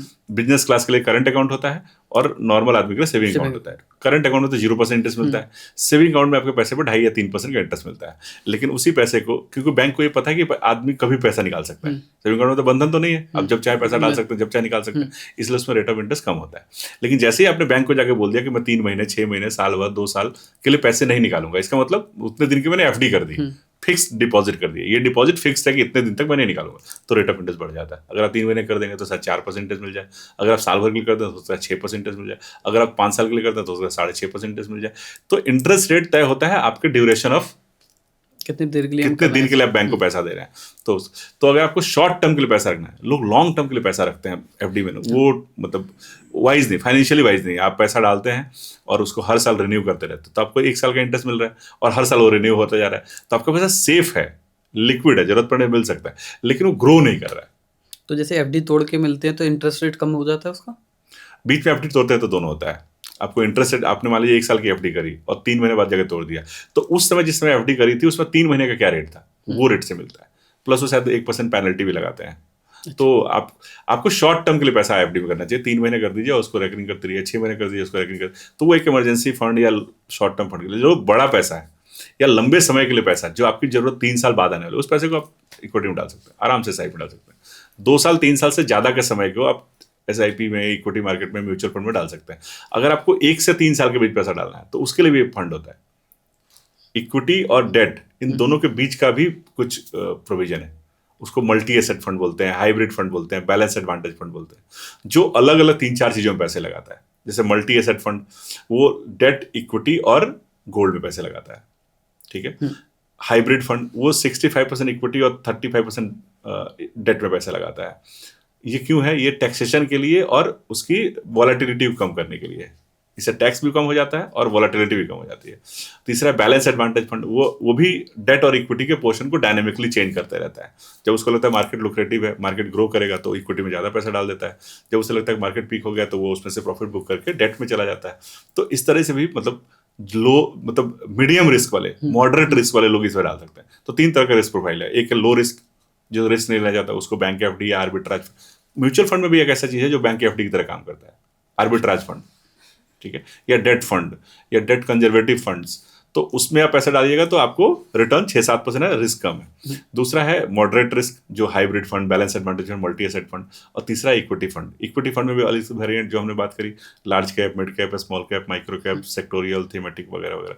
वास्ट सब्जेक्ट है, आदमी कर करके सीख सकता है, लेकिन शुरू में आप कोशिश कीजिए किसी एडवाइजर के थ्रू कीजिए। आपको उनके एक्सपर्टाइज से आप सवाल पूछिए, जितने ज़्यादा सवाल पूछ सकते हैं सवाल पूछिए। देखिए, ये सवाल सब गूगल पे भी अवेलेबल है, गूगल से इंफॉर्मेशन मिलेगी, एक पर्सनलाइज्ड आंसर नहीं मिलेगा जो आपके लिए बेस्ट हो। पर्सनलाइज आंसर के लिए भी आप आजकल चैट जीपीटी है, वो पर्सनलाइज आंसर देता है। लेकिन ना देखिए, इंफॉर्मेशन होना अलग चीज़ है और उसको इंफॉर्मेशन को यूज़ कर, दुनिया में किसको नहीं पता कि सुबह उठना चाहिए? सबको पता है। दुनिया में किसको नहीं पता कि स्वस्थ रहने के लिए तेल कम खाना चाहिए, सलाद ज़्यादा खाना चाहिए, सुबह मॉर्निंग वॉक करनी चाहिए, शाम को खाने के बाद वॉक करनी चाहिए, वगैरह वगैरह, फाइबर खाना चाहिए, फैट कम खाना चाहिए, सबको पता। तो क्या सब आदमी फिट है? नहीं। अब आपने एक योगा टीचर रख लिया तो अब आपके फिट रहने के चांसेस थोड़े बढ़ जाएंगे। आप खुद से इसी इंफॉर्मेशन के साथ आप जी रहे हैं, लेकिन आप फिट हो सकता है, फिट हो सकता है फिट ना हो। लेकिन आपने एक योगा टीचर रख लिया तो अब आपका प्रोबेबिलिटी ऑफ फिट रहने के चांसेस बढ़ जाएंगे, क्योंकि वो रोज सुबह आएगा और आपको बोलेगा सर आपने क्या कल खाया, आज तो बुआसी आ रही है आपको, अभी नींद आ रही है, तो आप थोड़ा लेट उठ गए थोड़ा। आप 4 दिन उसको देखेंगे कि ये लेट पे टोक रहा है, तो हो सकता है 5वें दिन से थोड़ा सुबह उठना शुरू कर दें, थोड़ा सा फिट खाना शुरू कर दें। तो धीरे धीरे अगर आपको वेल्दी बनना है सर, तो या तो एक अच्छा एडवाइजर ढूंढ लीजिए या 4-5 वेल्दी लोगों का सर्कल ढूंढ लीजिए। लेकिन वेल्दी लोग फकीर लोगों को बैठाते नहीं अपने साथ ये तो प्रॉब्लम है। तो इसलिए आपको आपका एडवाइजर चुनना चाहिए जो सही राह दिखाए और शुरू में उसके हिसाब से करना चाहिए। और जैसे से आप एक्सपर्ट होते हैं वैसे से खुद भी मैनेज कीजिए। और एक और तरीका है कि आप कुछ पैसा वेल्थ एडवाइजर के थ्रू मैनेज कीजिए, कुछ पैसा खुद से मैनेज कीजिए, तो आपको समझ में आएगा कि मैं क्या गलतियां कर रहा हूँ। धीरे धीरे हो सकता है आप पारंगत हो जाए। सर जैसे हमने SIP की बात कर ली, तो अब एक SWP होता है, सिस्टमेटिक विड्रॉल प्लान। तो SIP के बाद लोगों ने लगा लिया, उसको विड्रॉ कैसे करना है वो तरीका बताइए सर। हाँ, तो SIP का मतलब क्या होता है? Systematic investment plan.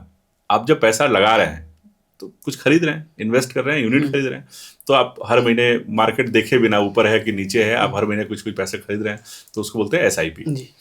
आप जब पैसा इकट्ठा कर लिया आपने, अब आपको खर्च करना है, पूरा पैसा निकालेंगे तो आपको टैक्स देना पड़ेगा, बहुत मतलब 12.5% का टैक्स है, 12.5% टैक्स है, 1.25 लाख एक्सेप्टेड है। तो आपने 5-5 हज़ार करके और 5 करोड़ बना लिया, आपका पैसा तो 50 लाख ही था, उसमें 60 लाख ही था, और उस 60 लाख पे 5 करोड़ बन गया, 70 लाख पे 5 करोड़ बन गया, तो 4 करोड़ 4.5 करोड़ जो गेन हुआ उस पर आपको 12% टैक्स देना पड़ेगा, तो वो 50-60 लाख का टैक्स में चला जाएगा। लेकिन आपको पैसा चाहिए भी, तो आप देखिए पैसा किस लिए चाहिए। अगर आपको पैसा एक मुश्त की जरूरत के लिए है तब तो निकाल के टैक्स दीजिए, ठीक है, बेटी की शादी करनी है, बच्चे का फीस भरना है तो निकाल लीजिए। लेकिन आपको रिटायरमेंट पे खर्च करना है, आपको रेगुलर इनकम चाहिए, तो उसका सबसे अच्छा सब्स्टिट्यूट है SWP। सबसे अच्छा तरीका है SWP, सिस्टमेटिक विड्रॉल प्लान। एक बार विड्रॉ मत कीजिए, अब सिस्टमेटिक विड्रॉ कीजिए। अब मार्केट कुछ भी ऊपर नीचे जा रहा है, शेयर मार्केट 12-14-15% का रिटर्न दे रहा है, लेकिन हम मानते हैं कि 12% का भी एवरेज रिटर्न दिया, तो आपने अगर 5 करोड़ बना लिया है तो 5 या 1 करोड़ पे बात करते हैं, 1 करोड़ बना लिया, 1 करोड़ पे 12% ग्रोथ हो रहा है, तो कितना बढ़ेगा हर साल? 12 लाख। अब उसमें से आप हर महीने 50,000 या 60,000 निकालें, तो साल भर में कितना निकाल रहे हैं? उस 12 लाख से कम निकाल रहे हैं। 50,000 SWP का सिस्टमेटिक विड्रॉल प्लान। आपने हर महीने बोला कि मैं 50,000 निकालूंगा, तो साल भर में कितना निकाल रहे हैं? 6 लाख। बढ़ा कितना? 12 लाख, निकाला 6 लाख। आप 60,000 निकालना शुरू कर दें तो 7 लाख 20 निकला, 75,000 निकालेंगे तो 9 लाख निकला।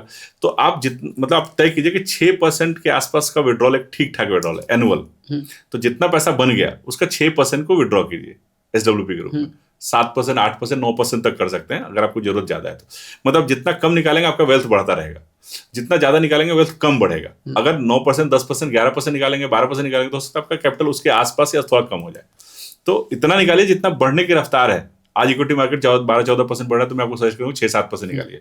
कल अगर इक्विटी मार्केट के ग्रोथ रेट कम हो गया, 10% ग्रो कर रहा है, तो आप 5% निकालिए, ठीक है। तो क्या हो रहा है, SWP वाइज डिसीजन क्यों है या अच्छा तरीका क्यों है? क्योंकि आज जो आपके खर्चे हैं इस समय के साथ बढ़ेंगे। अगर आपने इस 1 करोड़ को निकाल के बैंक में रखा होता और इंटरेस्ट के रूप में लेते, 1 करोड़ पे आज मान लीजिए 7% इंटरेस्ट आया तो 7 लाख रुपए आ रहा है, लेकिन 5 साल बाद ये 1 करोड़ का इंटरेस्ट हो सकता है 5% हो जाए, तो आपको 5 लाख मिलेगा। तो 1 करोड़ पे 5 लाख मिला, 1 करोड़ भी अप्रिशिएट नहीं हुआ, इंटरेस्ट भी कम हो गया, और आपकी जरूरत जो आज 6 लाख में चल रही थी, 7 लाख में चल रही थी, वो जरूरत बढ़ के 8-9 लाख हो गई। आपकी जरूरतें बढ़ने वाली हैं, आपके खर्चे बढ़ने वाले हैं, घटने वाले हैं? बढ़ने वाले हैं। और आपका इंटरेस्ट रेट डिक्लाइन होने वाला है। क्यों? जिस देश की भी कंट्री इकोनॉमी अच्छी होती है वहाँ इंटरेस्ट रेट कम होता है। तो इंडिया को ऐसे 5 साल बाद 10 साल बाद देखेंगे तो इंटरेस्ट रेट कम होगा, क्योंकि इंडिया डेवलप्ड से डेवलपिंग नेशन से डेवलप्ड नेशन में जा रहा है। तो इंटरेस्ट रेट डिक्लाइन होंगे, आपके खर्चे बढ़ने वाले हैं। आपको इंटरेस्ट कम मिल रहा है और आपके खर्चे बढ़ते जा रहे हैं, तो आप बैंक FD के भरोसे नहीं रह सकते। उस पैसे को आप डालिए इधर इक्विटी में। SWP के लिए balance advantage fund, multi asset fund या हाइब्रिड फंड बहुत सूटेबल फंड है। किसी भी 2 या 3 फंड में आप बराबर करके पैसा डाल दीजिए, उसको SWP कीजिए। 6% से शुरू कीजिए, मतलब मंथली 0.5%, जितना कॉर्पस है उसका 0.5%।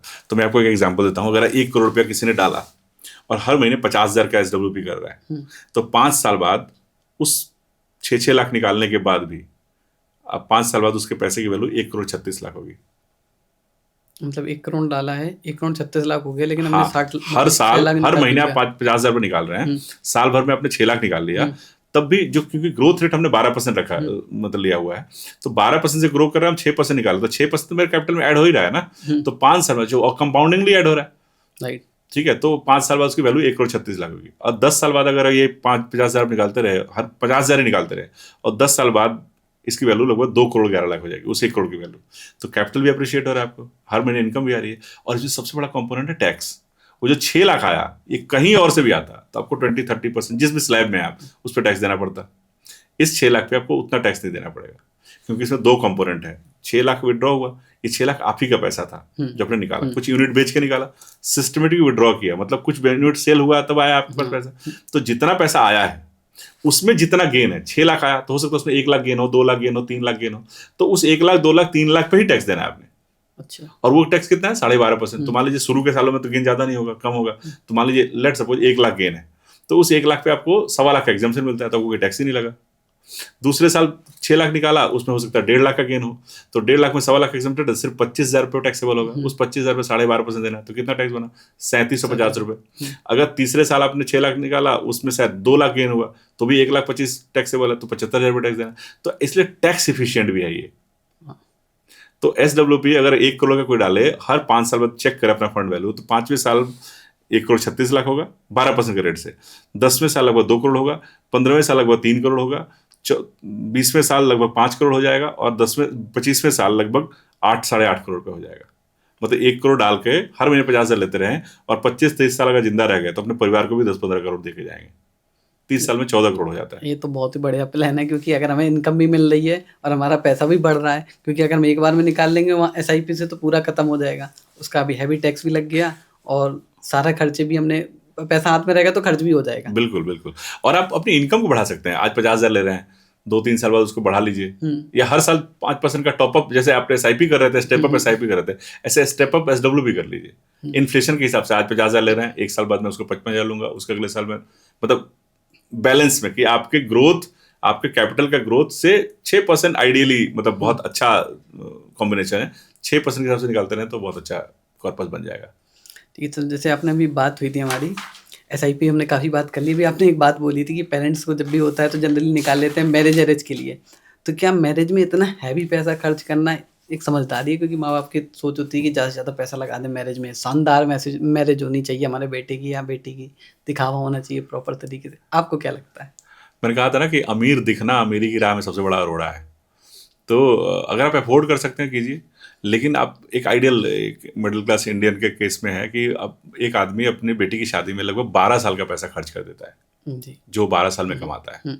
आप आजकल शादी होती है तो एक मिडिल क्लास फैमिली में भी 10-15 साल लेके 25-30-40 लाख तक लोग खर्च कर देते हैं, और एवरेज इनकम देख लीजिए कितनी होती होगी, 50-60 तो बहुत जल्दी से आप अपना पैसा एक रात में खर्च कर देते हैं। इससे बचना चाहिए आदमी को।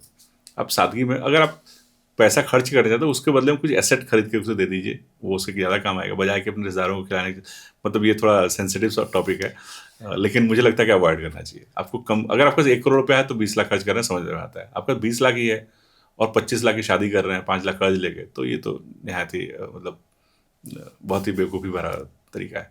आप एक रात अमीर दिखने के लिए उन लोगों को जो आपको अच्छे से जानते हैं, या उसमें से बहुत लोग ऐसे भी होते हैं जो बहुत रेयरली मिलते हैं, उन लोगों को इंप्रेस करने के लिए अपने जीवन का बहुत सारा पैसा खर्च कर दे रहे हैं। ये समझदारी नहीं है, बिल्कुल समझदारी नहीं है। ऐसे इंडियन फैमिली जो होती है वो गोल्ड पे इन्वेस्ट करना चाहती हैं, और ज़्यादातर कहते हैं गोल्ड में इन्वेस्ट करो, लेकिन वो गोल्ड बार की बजाय गोल्ड ज्वेलरी में इन्वेस्ट करते हैं। तो गोल्ड ज्वेलरी में इन्वेस्ट करना ज़्यादा बेटर है, या फिर गोल्ड बार्स या वैसे फिजिकल गोल्ड में इन्वेस्ट करें प्रॉपर? तो देखिए, गोल्ड खरीदने के 3 तरीके हैं। एक तो फिजिकल गोल्ड खरीदना, दूसरा है ज्वेलरी के फॉर्म में खरीदना, और तीसरा है ETF के थ्रू खरीदना। तो आपका पर्पस क्या है? अगर आप गोल्ड को यूज़ करना चाहते हैं, हमारे हिंदू धर्म में गोल्ड की बहुत अच्छी मान्यता है। गोल्ड को लेकर कहा जाता है कि अगर आपके स्किन में, खासकर शरीर के ऊपरी हिस्से में, अगर आपके स्किन से गोल्ड टच कर रहा है तो बहुत प्रीसियस होता है। जी। लक्ष्मी जी को देखा होगा आपने, बहुत सारा गहना पहने हुए, इसलिए हमारे घर की जो लक्ष्मी होती हैं उनको गोल्ड पसंद है। ठीक है, उनको जब भी पैसा आता है, एक्चुअली पहले कुछ सालों पहले तक जब आदमी के पास पैसा होता था तो वो प्रॉपर्टी खरीदता था, और औरत के पास पैसा होता था तो गोल्ड खरीदती थी। ठीक है, औरत को खुश करने का सबसे अच्छा माध्यम है गोल्ड खरीद के दे दीजिए। ठीक है, लेकिन गोल्ड को लॉन्ग टर्म निवेश के रूप में माना जाता था। गोल्ड एक एसेट होता था। आजकल जो हो रहा है वो गोल्ड की ट्रेडिंग हो रही है। लोग एसेट खरीद के रख नहीं रहे हैं, लोग रोज बेचना चाहते हैं। लोग सोचते हैं सस्ते में खरीदे बेचते हैं। तो पिछले 2 साल में गोल्ड के रेट में बहुत सारी तेजी आई है, बहुत उसके अलग कारण है। लेकिन गोल्ड में जो पहला इन्वेस्टमेंट है कि गोल्ड का फिजिकल तरीके से खरीदें, बार खरीदें, तो उसकी वजह आपको ETF खरीदना चाहिए। अगर आप बार क्यों खरीद रहे हैं? इन्वेस्टमेंट के लिए खरीदें। तो आपने जो गोल्ड बार खरीद लिया, उस गोल्ड बार को संभाल के रखने की जिम्मेवारी किसकी है? आपकी है। तो या तो आप उसे घर में रखेंगे या लॉकर में रखेंगे, तो ये दोनों ही सेफ नहीं है। आपने 10 साल 15 साल तक आपने संभाल के रखा और एक दिन वो मिस हो जाए, तो गया आपका सारा पूंजी। पेपर खो जाएगा तो डुप्लीकेट पेपर आ सकता है। हम्म। तो ईटीएफ में के रूप में पेपर के फॉर्म में अगर खरीदें तो ज़्यादा अच्छा रहेगा। अगर आपको यूज़ करना है बट आपने तो बोला कि बैंक लॉकर में रखना सेफ नहीं, तो बैंक लॉकर तो सेफ होते हैं ना। बैंक लॉकर, बैंक की जवाबदेही लिमिटेड है। आप बैंक को लॉकर के लिए जितना किराया देते हैं उसका सिर्फ 100 गुना तक क्लेम कर सकते हैं। तो अगर आप मान लीजिए कि बैंक के लॉकर की किराया 2,000 रुपये है तो आप ज़्यादा से ज़्यादा 2 लाख तक का क्लेम कर सकते हैं। सोने की कीमत आपकी ज़्यादा हो सकती है, तो इसलिए बैंक लॉकर में रखें, घर में रखें। आप सोचिए आपने घर में 50 ग्राम सोना रखा हुआ है और आप कहीं पार्टी में जा रहे हैं और ओवरनाइट स्टे कर रहे हैं कहीं बाहर, या कहीं घूमने गए हैं, आप शिमला मनाली गए हैं और आपने घर में 50 ग्राम सोना रखा, तो आपका दिल धक धक नहीं करता है। Obviously। आप मार्केट गए हैं सब्जी लाने और आप अकेली हैं, मतलब आपकी पत्नी अकेली है, आप ऑफिस गए हैं, वो बाहर मार्केट में कहीं कुछ, और घर में काम वाली आने वाली है या काम वाली आई है, तो आपको एक थोड़ा संशय तो रहता ही है कि आपका पैसा सुरक्षित नहीं है। आप मतलब उसको रख के एक आपको एक्स्ट्रा एक एनर्जी लगानी है उसको प्रोटेक्ट करके रखने की। तो वो 15 साल तक संभाल के रखना है आपको, एक दिन नहीं संभाल के रखना। अगर 10-15 साल के लिए कर रहे हैं तो उसी पैसे को अगर आपको इन्वेस्टमेंट के लिए डालना था, गोल्ड का रेट, तो सेम गोल्ड के प्राइस में जितना ग्रोथ होगा उतना ही पैसा गोल्ड के ईटीएफ में होगा। तो गोल्ड ईटीएफ में डालिए। अगर आपको इन्वेस्टमेंट के लिए करना है तो संभालने की झंझट नहीं है। लेकिन अगर पहनने के लिए करना है तो खरीदना ही पड़ेगा। तो फिर तो आप उसको ज्वेलरी फॉर्म में खरीदिए। उस पर 20% मेकिंग चार्ज लगता है, 10% 20% मेकिंग चार्ज लगता है। तो अगर आपने 100 रुपये का सोना खरीदा और 100 रुपये के सोने को खरीद के जब घर लेके आएंगे तो वो 125 या 130 रुपये में आएगा। 100 रुपये का सोना, 20% मेकिंग चार्ज प्लस 5% जीएसटी, तो 125 रुपये या 130 रुपये हो गया, 126 रुपये हो गया। वो आप घर लेके आए और उसके बाद अगले दिन वो सोना 100 रुपये में बेचने जाइएगा तो वो 100 की जगह 90 रुपये में बिकेगा। मेकिंग चार्जेस वो कटिंग करते हैं। मेकिंग चार्ज तो मिलता नहीं है। सोने में सोना 24 कैरेट का गोल्ड नहीं बनता है। गोल्ड 24 कैरेट का होता है, लेकिन जो ज्वेलरी बनती है वो 24 कैरेट का नहीं होता। तो वो शायद 22 कैरेट का या 20 कैरेट या 18 कैरेट का होता है। जितनी अच्छी ज्वेलरी का डिजाइन होगा उतना कम कैरेट होगा। तो मान लीजिए 20 कैरेट होगा तो वो 10% तो कटा ना, तो आपको 90,000 रुपये मिलेंगे। तो अगर सोने का रेट आज आपने खरीदा और सुबह खरीदा और शाम को जाके बेचेंगे तो इन्वेस्टमेंट के लिए तो नहीं हुआ ना ये। तो आपने 1,26,000 में खरीदा, 1 लाख का सोना 1,26,000 में खरीदा और आप बेचने गए तो 90,000 रुपये मिले। तो ये तो वाइज डिसीजन नहीं है। लेकिन अगर आपने ईटीएफ में डाला होता तो 1 लाख का सोना 1 लाख में बेचते, 1 लाख का सोना 1 लाख ही पड़ता और शाम को अगर रेट नहीं बदला तो 1 लाख ही मिलता। बट लेकिन लोगों का ये होता है ना, ईटीएफ में डालेंगे तो दिखेगा कि कितना % प्रॉफिट आया, तो उसमें हमें टैक्स देना पड़ेगा। ऐसे फिजिकल गोल्ड खरीद लेते हैं तो लोग अपनी ब्लैक की इनकम से भी खरीद लेते हैं और फिर वो लोकल मार्केट में डील भी कर ब्लैक मनी का तो खैर बात ही छोड़ दीजिए, वो तो बहुत कुछ किया जा सकता है और वो मतलब पहले कभी होता था, अब तो नहीं कर सकते। अब तो आप 1 लाख या 2 लाख से ज़्यादा अगर गोल्ड खरीदते हैं तो आपको पैन कार्ड देना कंपलसरी है। तो you can't make your black money into gold. लोग करते हैं। देखिए ब्लैक मनी सबसे ज़्यादा इन्वॉल्व ही है गोल्ड और प्रॉपर्टी में। ठीक है, अगर आपको सफ़ेद पैसा बनाना है ना, वाइट इनकम से वेल्थ बनाना है, तो उसका तरीका आपको टैक्स देके ही गुजरेगा। मतलब आपको टैक्स देना ही पड़ेगा। आप शुरू में कमाई पे टैक्स दीजिए, इनकम टैक्स, और बाद में जो पैसा बनेगा उस पर कैपिटल गेन दीजिए। तो अगर आपको वाइट में करना है, तो हम सब वाइट की ही बात कर रहे हैं ना, तो ब्लैक की बात नहीं कर रहे हैं। और ब्लैक मनी को मतलब नहीं करना चाहिए, और वो बहुत लिमिटेड है, अब बहुत कम हो गया है। आपने एक साथ कैश नहीं देखा होगा बहुत 2-4-5 सालों में, अब धीरे धीरे कम होता चला गया है। तो ब्लैक मनी को छोड़ दीजिए। आप वाइट में अगर गोल्ड खरीद रहे हैं तो आपको टैक्स देना ही पड़ेगा। ठीक है, और ईटीएफ में बढ़े हुए पैसे पर टैक्स देना ऐसा नहीं है। ईटीएफ जिस दिन इनकैश करेंगे उस दिन टैक्स देना है। ठीक है, आपने जो पैसा दिया और जो जिस दिन निकालेंगे तो जो गेन हुआ, बैंक की एफडी में नोशनल गेन पर टैक्स देना पड़ता है। मतलब बैंक की एफडी आपने 5 साल करिए, हर साल उस पर इंटरेस्ट आ रहा है, तो भले आपके पास नहीं आया लेकिन उस पर टैक्स देना पड़ता है। ईटीएफ अगर पैसा डालेंगे तो जिस दिन पैसा निकाला आपने उस दिन टैक्स देना है। और उस पर भी एसडब्ल्यूपी कर सकते हैं कि मैंने गोल्ड खरीद लिया है 10 ग्राम करके इतना सारा, और अब इतना हो गया, अब हर महीने में 1 ग्राम बेचना चाहता हूँ, तो हर महीने बेचिए। बचा हुआ गोल्ड की प्राइस ही बढ़ रही है और उसमें भी एसडब्ल्यूपी कर सकते हैं, उससे भी टैक्स बचा सकते हैं। जैसे एसआईपी में क्या होता है, लोग कुछ ही दिन मतलब 1-2 साल में जल्दी पैसा निकाल लेते हैं भड़बड़ा की वजह से, या कभी मार्केट डाउन हो गया वो वजह से। तो ये कैसे बचा जाए कि वो इतना जल्दी पैसा ना निकालें? क्या कोई लॉक हो सकता है कि हम उसको लॉक कर दें कि हम निकाल ही नहीं सकते? देखिए एक कैटेगरी है ELSS, उस पर 3 साल का लॉकिंग होता है, लेकिन वो सिर्फ टैक्स बचाने के लिए लोग करते हैं। तो SIP एक सेल्फ डिसिप्लिन का चीज़ है, नहीं निकालना चाहिए। मैं एक छोटी सी कहानी सुनाता हूँ, इससे आपको मुझे लगता है कि लोगों को मदद मिलेगी।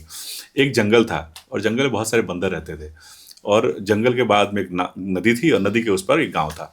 गांव में बहुत सारे आम के पेड़ थे, तो जब भी बंदरों को गर्मी का सीजन आता था, आम का सीजन आता था, तो वो नदी पार करके इधर आते थे, गांव में से आम तोड़ते थे और खाते थे। सालों से ये सिलसिला चला आ रहा था। तो गांव के लोगों को थोड़ा बुरा लगता था, भाई उनके खेत में लगा हुआ आम का पेड़ को बंदर खा के जाए तो आप भी तो नहीं बर्दाश्त करेंगे।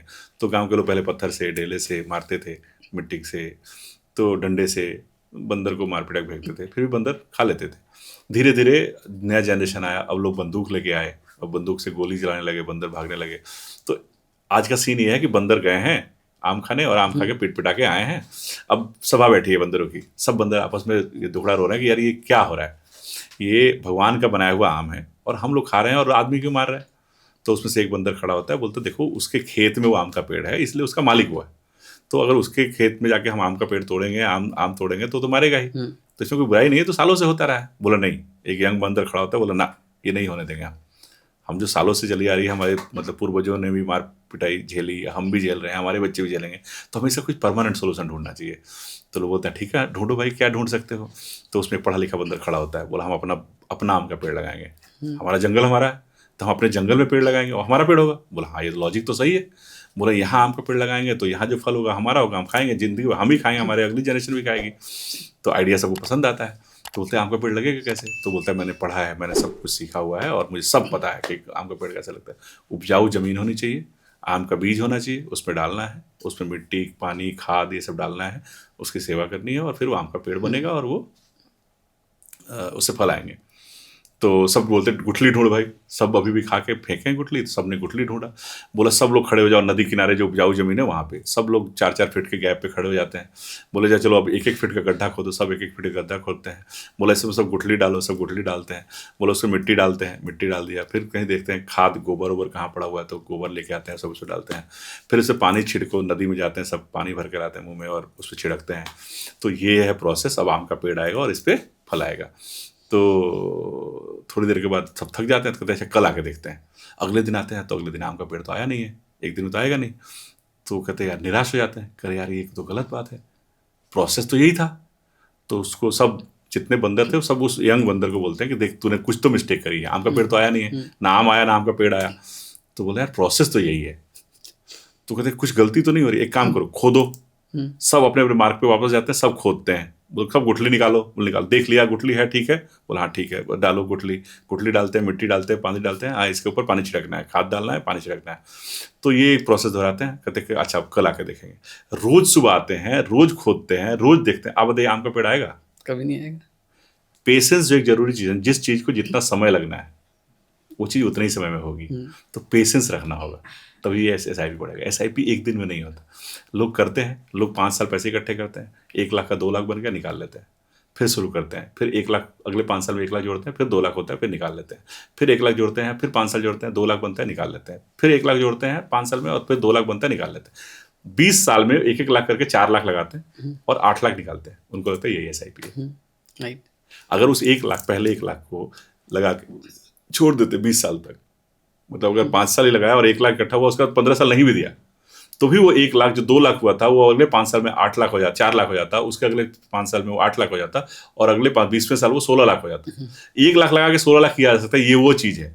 लेकिन लोग उसको 4 लाख लगा के 8 लाख निकाल के खुश हो जाते हैं, क्योंकि उसको टाइम नहीं देते। तो पैसा बनाने का एक फॉर्मूला है, कितना पैसा है आपके पास, कितना टाइम है आपके पास और किस जगह लगाया है आपने, किस रेट ऑफ इंटरेस्ट से वो पैसा ग्रो कर रहा है। तो अगर आपका टाइम कम है, पैसा कम है, तो टाइम ज़्यादा दीजिए। रेट ऑफ इंटरेस्ट तो बदल नहीं सकते, तो पैसा कम है तो समय ज़्यादा दीजिए। तो यंग आदमी का क्या है, समय ज़्यादा है, पैसा कम है, तो समय ज़्यादा है, तो उसको ज़्यादा समय के लिए इन्वेस्ट करना चाहिए। और या फिर अगर आपका समय कम है तो पैसा ज़्यादा लगाइए, है ना। 4 × 2 8 होता है, 2 × 4 भी 8 होता है। तो अगर मेरे पास कम समय है तो मैं ज़्यादा, कम पैसा है तो ज़्यादा समय तक डालूं, या फिर ज़्यादा समय है, ज़्यादा पैसा है तो कम समय में भी पैसा बना सकता हूँ। तो इसलिए लोग को पेशेंस रखना चाहिए। जो देखिए एक पालक का पौधा होता है, कितने दिन में तैयार हो जाता है? 30 दिन में तैयार हो जाता है। 1 महीने 1.5 महीने में पालक का पौधा एक अच्छा मतलब काट के खाने लायक हो जाता है। बैंगन का पौधा शायद उससे थोड़ा ज़्यादा समय लेता है, लेकिन वो 1-2 बार फसल देता है। मतलब एक बार बैंगन आएगा, फिर अब तोड़ लेंगे, फिर वो एक सीजन आएगा, तो वो 2-3 महीने में तैयार होता है और 2-3 महीने तक फल देता है। पपीता नींबू का पेड़ ना 1.5-2 साल में तैयार होता है, लेकिन वो 1.5-2-3 साल तक फसल देता है। आम का पेड़ ना 15-20 साल में तैयार होता है, लेकिन वो अगली जनरेशन तक फसल देता है, फल देता है। तो आप क्या बनाना चाहते हैं, कितना बड़ा बनाना चाहते हैं? आपको छोटा बनाना है, बनाइए, इकट्ठा कीजिए। और पिछले 1 साल में रिटर्न नहीं आया, लोग करेंगे SIP बंद कर लो, रिटर्न नहीं आ रहा है। अरे आप पैसे लगा रहे हैं ना, तो मार्केट नीचे होगा तब आपको ज़्यादा यूनिट मिलेगा, पैसा मार्केट ऊपर होगा तब ज़्यादा यूनिट मिलेगा। जब मार्केट ऊपर होगा, मार्केट ऊपर होगा तो आपको पैसे की वैल्यू ज़्यादा दिखेगी। लेकिन यूनिट ज्यादा तभी मिलेगा जब मार्केट नीचे होगा। तो मार्केट नीचे समय लगाना चाहिए, मार्केट ऊपर में लगाना चाहिए? नीचे समय। तो ये पिछला 1 साल गुजरा है, मार्केट नीचे रहा है, तो आपको लगाना चाहिए ना। तो आपके पैसे की वैल्यू जो 10 रुपए में खरीदी थी आपने, वो मान लीजिए आज 8 रुपए हो गई या 9 रुपए हो गई, तो 1 लाख लगाए हुए वैल्यू 90,000 दिख रहा है। तो आप ये तो रिटर्न नहीं आ रहे, तो अच्छी चीज नहीं है, और निकाल ले रहे हैं। और लगाना चाहिए, और लगाना चाहिए। जब ये 10 रुपए की चीज जब 12 रुपए की होगी, ये लंबे से आपको बताऊं मैं, ऐसे ऐसे फंड हैं जो 10 रुपए से 2 रुपए हो गए और आज वो 200 है। तो जिसने 10 पे लगाया उसका भी 200 हुआ, जिसने 2 पे लगाया उसका भी 200 हुआ। किसका पैसा ज्यादा बढ़ा? 2 वाले का। जब 2 का टाइम था तो 10 रुपए लगाया हुआ चीज 2 रुपए दिख रहा था, तो उस समय वो आदमी लगाता? नहीं लगाता। खुद से करता तो लगाता नहीं, करता ना। तो उसको एक आदमी चाहिए पकड़ के रखने वाला। एक्चुअली एडवाइजर का काम उसका बिहेवियर कंट्रोल करना है कि वो इम्पेशेंट होकर निकल ना जाए। एडवाइजर रिटर्न नहीं बनाता है, और रिटर्न तो मार्केट ही बनाएगा, लेकिन एडवाइजर उसको पकड़ के रखता है, उसका बिहेवियर कि आप बने रहो, ये ठीक चीज है। बस उसको एक आदमी चाहिए आश्वासन देने वाला, समझने वाला, जो समझ बूझ के आश्वासन दे रहा है, जिसको पता हो कि ये चीज अच्छी है, अभी ये टेम्पोररी फेज है, तो बने रहना चाहिए। वो 5-5 साल 10-10 साल 20-20 साल जो टाइम होता है ना, ये चुटकी में कह दिया जाता है, लेकिन निकलने में बहुत टाइम लगता है। तो हर 2 महीने पे, हर 6 महीने पे आदमी को मोटिवेशन चाहिए होता है कि मैं क्यों रहूं यहाँ, इस फंड में क्यों रहना चाहिए, तभी पैसा बनता है। तो सर, ये पॉडकास्ट काफ़ी लंबी हो गई, तो एक आखिरी क्वेश्चन आपसे जानना चाहेंगे कि मान लीजिए अगर कोई 40 का है और उसको एक अपना मतलब आपके जल्दी रिटायरमेंट की उम्र हो चुकी है, मतलब 25 वाली एज में 40 में रिटायर होना चाह रहे हैं, तो एक जल्दी रिटायरमेंट होना है अगर किसी को, तो एक सेफ फंड कितना होना चाहिए उसके पास कि वो रिटायर हो? तो कितना फंड उसके पास, 2 करोड़ 5 करोड़ कितना होना चाहिए कि वो एक अच्छी रिटायरमेंट अपनी लाइफ जी सके? पहली बात तो ये रिटायरमेंट वाला जो कॉन्सेप्ट है ना, देखिए रिटायरमेंट आज के यंग के किसी लड़के से पूछिए ना कि आपको कब रिटायर होना, तो बोलेगा 40 45 पे 50 पे। आप पहले के लोगों से पूछिए, वो लोग रिटायर होते थे ना, उसके बाद भी काम करते थे, वो कभी रिटायर ही नहीं होते। आप बड़े बिजनेसमैन देखें ना, वो रिटायर नहीं होते। रिटायरमेंट 2 तरह से हो सकती है। एक रिटायरमेंट होता है कि मुझे अपने पसंद का काम करना है, अब मैं ये नौकरी नहीं करना चाहता, अब मैं अपने पसंद का काम करूंगा। दूसरा रिटायर कि मैं अब काम ही नहीं करना चाहता। तो जितने बड़े लोग हैं ना, जितने सक्सेसफुल लोग हैं, अमीर लोग हैं, वो कभी रिटायर नहीं होते, वो हमेशा काम करते हैं। रिटायर होना एक मतलब मध्यम सोच वाली चीज है कि अब मैं काम नहीं करना चाहता और मैं काम ही नहीं करना चाहता, तो मुझे पैसा चाहिए सिर्फ खर्च करने के लिए। आप उब जाएंगे। आप अगर 40 पे रिटायर हो गए ना, तो 45 आते तक उब जाएंगे। मैं कहता हूँ लोग 50 से 60 में उतने बूढ़े नहीं होते जितने 60 से 62 में हो जाते हैं या 65 में हो जाते हैं रिटायर होने के बाद, क्योंकि उसको करने का कुछ काम नहीं होता। आप काम करते रहिए, पैसे के लिए काम नहीं कीजिए। रिटायर होना मेरी नज़र में पैसे के लिए काम करना बंद करना है। देखिए मैं कोई काम कर रहा हूँ, मुझे मजा आ रहा है या नहीं मजा आ रहा है, मैं तब तक काम कर रहा हूँ। मेरे पास इतना पैसा हो जाए कि उसका 6% मेरी नीड पूरी कर दे। लेकिन मान लीजिए मेरे घर का खर्च 1 लाख रुपया है, तो मैं साल भर में कितना खर्च कर रहा हूँ? 12 लाख रुपये। तो अगर मेरे पास 2 करोड़ रुपया हो जाए और 2 करोड़ से मैं SWP करूँ तो 12 लाख रुपया आ जाएगा हर साल। ठीक है, तो 2 करोड़ की जगह 2.5 करोड़ या 3 करोड़ हो जाए, तो मैं फाइनेंशियली रिटायर हूँ। मतलब मुझे अभी अपने घर चलाने के लिए मुझे किसी की नौकरी नहीं करनी पड़ेगी। तो ये लेवल जिस दिन आ जाए, जिस दिन आपको लगे कि मेरे जितने, आप इसको वैसे मल्टीप्लाई कर लीजिए कि 1 लाख रुपया चाहिए तो 2 करोड़ या 3 करोड़ कर ले तो बहुत ही अच्छा। फिर इन्फ्लेशन बढ़ेगा तो भी कैटर हो जाएगा। तो 3 करोड़ हो जाए तो आपको 1 लाख महीना आ सकता है, 6 करोड़ हो जाए तो 2 लाख महीना आ सकता है, उससे ज्यादा ही आ सकता है, बट हम थोड़ा और कम लेकर। तो जिस दिन इतना पैसा हो जाए उतना रिटायर होगा। आप सोचिए कि आपको काम तो जिंदगी में करना है। जब तक मेरी सांस रहेगी मैं काम करना चाहता हूँ। मुझसे अगर आप मुझसे पूछें तो मैं कभी मतलब 100 के दिन नहीं गुजारना चाहता। मैं चाहता हूँ जिस दिन आखिरी सांस तक मैं काम करूँ। ठीक है, बट हाँ, पैसे के लिए मजबूरी में काम ना करना पड़े। मुझे कोई ऐसा काम ना करना पड़े कि अगर मैं ये काम नहीं करूंगा तो मेरा घर नहीं चलेगा। उसमें कई बार लोग अनएथिकल काम करने लगते हैं, है ना। लोग चोरी ठगी क्यों करते हैं? क्योंकि उनको घर चलाना है, मजबूरी है ये करना। शौक से बहुत कम लोग करते हैं। मतलब कोई आज शौक से चोरी करने जा रहा है, ठगी करने जा रहा है, वो बहुत कम लोग होते हैं। लेकिन अधिकांश लोग मजबूरी में करते हैं। तो मजबूरी में क्यों करना पड़ रहा है? क्योंकि उससे उनका घर चल रहा है, वही उनका घर का साथ जीव। तो अगर आपके पास इतने पैसे हो जाए कि आपको मजबूरी में वो काम ना करना पड़े, तो अगर चोरी भी करनी तो एक बार करो यार, ठीक ठाक करो, एक कॉर्पस बनाओ, फिर उससे एक्टिव इनकम करो और उस चोरी का कंपनसेट करो जिंदगी भर। कुछ ऐसा करो समाज के लिए कि वो चोरी तुम्हारा मतलब ऊपर जाओ तो तुमको भगवान बोले कि हाँ तुमने एक चोरी करी है लेकिन 100 अच्छी काम भी करे। तो जीवन में चोरी भी करना पड़े तो एक ही बार करनी चाहिए, बार बार नहीं करनी चाहिए। सही बोलते हैं, स्कैम करो तो एक बार। हाँ, झूठ बोलना तो रोज एक झूठ कई झूठ को जन्म देता है। तो उससे एक ही झूठ बोलो, ठीक ठाक झूठ बोलो, ताकि दोबारा झूठ ना बोलना पड़े, रोज रोज झूठ नहीं बोलना पड़े। ठीक है, thank you so much sir. एक बहुत ही डिटेल में आपने पॉडकास्ट दिया और आई होप अगर इस पॉडकास्ट को अगर कोई सुन रहा होगा उसको SIP के रिलेटेड कोई भी डाउट नहीं रहा होगा। और आज सही हमें लगता है कि जिसके पास है तो वो स्टार्ट कर दे SIP, क्योंकि जितना जल्दी करेंगे उतना बेनिफिट है। Start early, save regularly, invest wisely and review regularly. Yes. ये अगर आदमी करे ना तो बहुत बड़ा पैसा बना सकता है, और जितनी कम उम्र से शुरुआत करेगा उतना ही अच्छा बनेगा। चलिए, thank you so much sir. इस पॉडकास्ट को हम यही एंड करते हैं। अगर ऑडियंस की डिमांड हुई तो एक बार दूसरा एपिसोड किसी और टॉपिक पर करेंगे। अगर आप लोगों को कोई और टॉपिक पे एपिसोड चाहिए तो हमें कमेंट में बताएं, सर को हम दोबारा बुलाएंगे और दोबारा एक धमाकेदार पॉडकास्ट करेंगे। Thank you so much sir. Thank you so much Abhay ji, आपने बहुत अच्छे सवाल पूछे और मुझे बहुत अच्छा लगा आपके साथ बैठ के।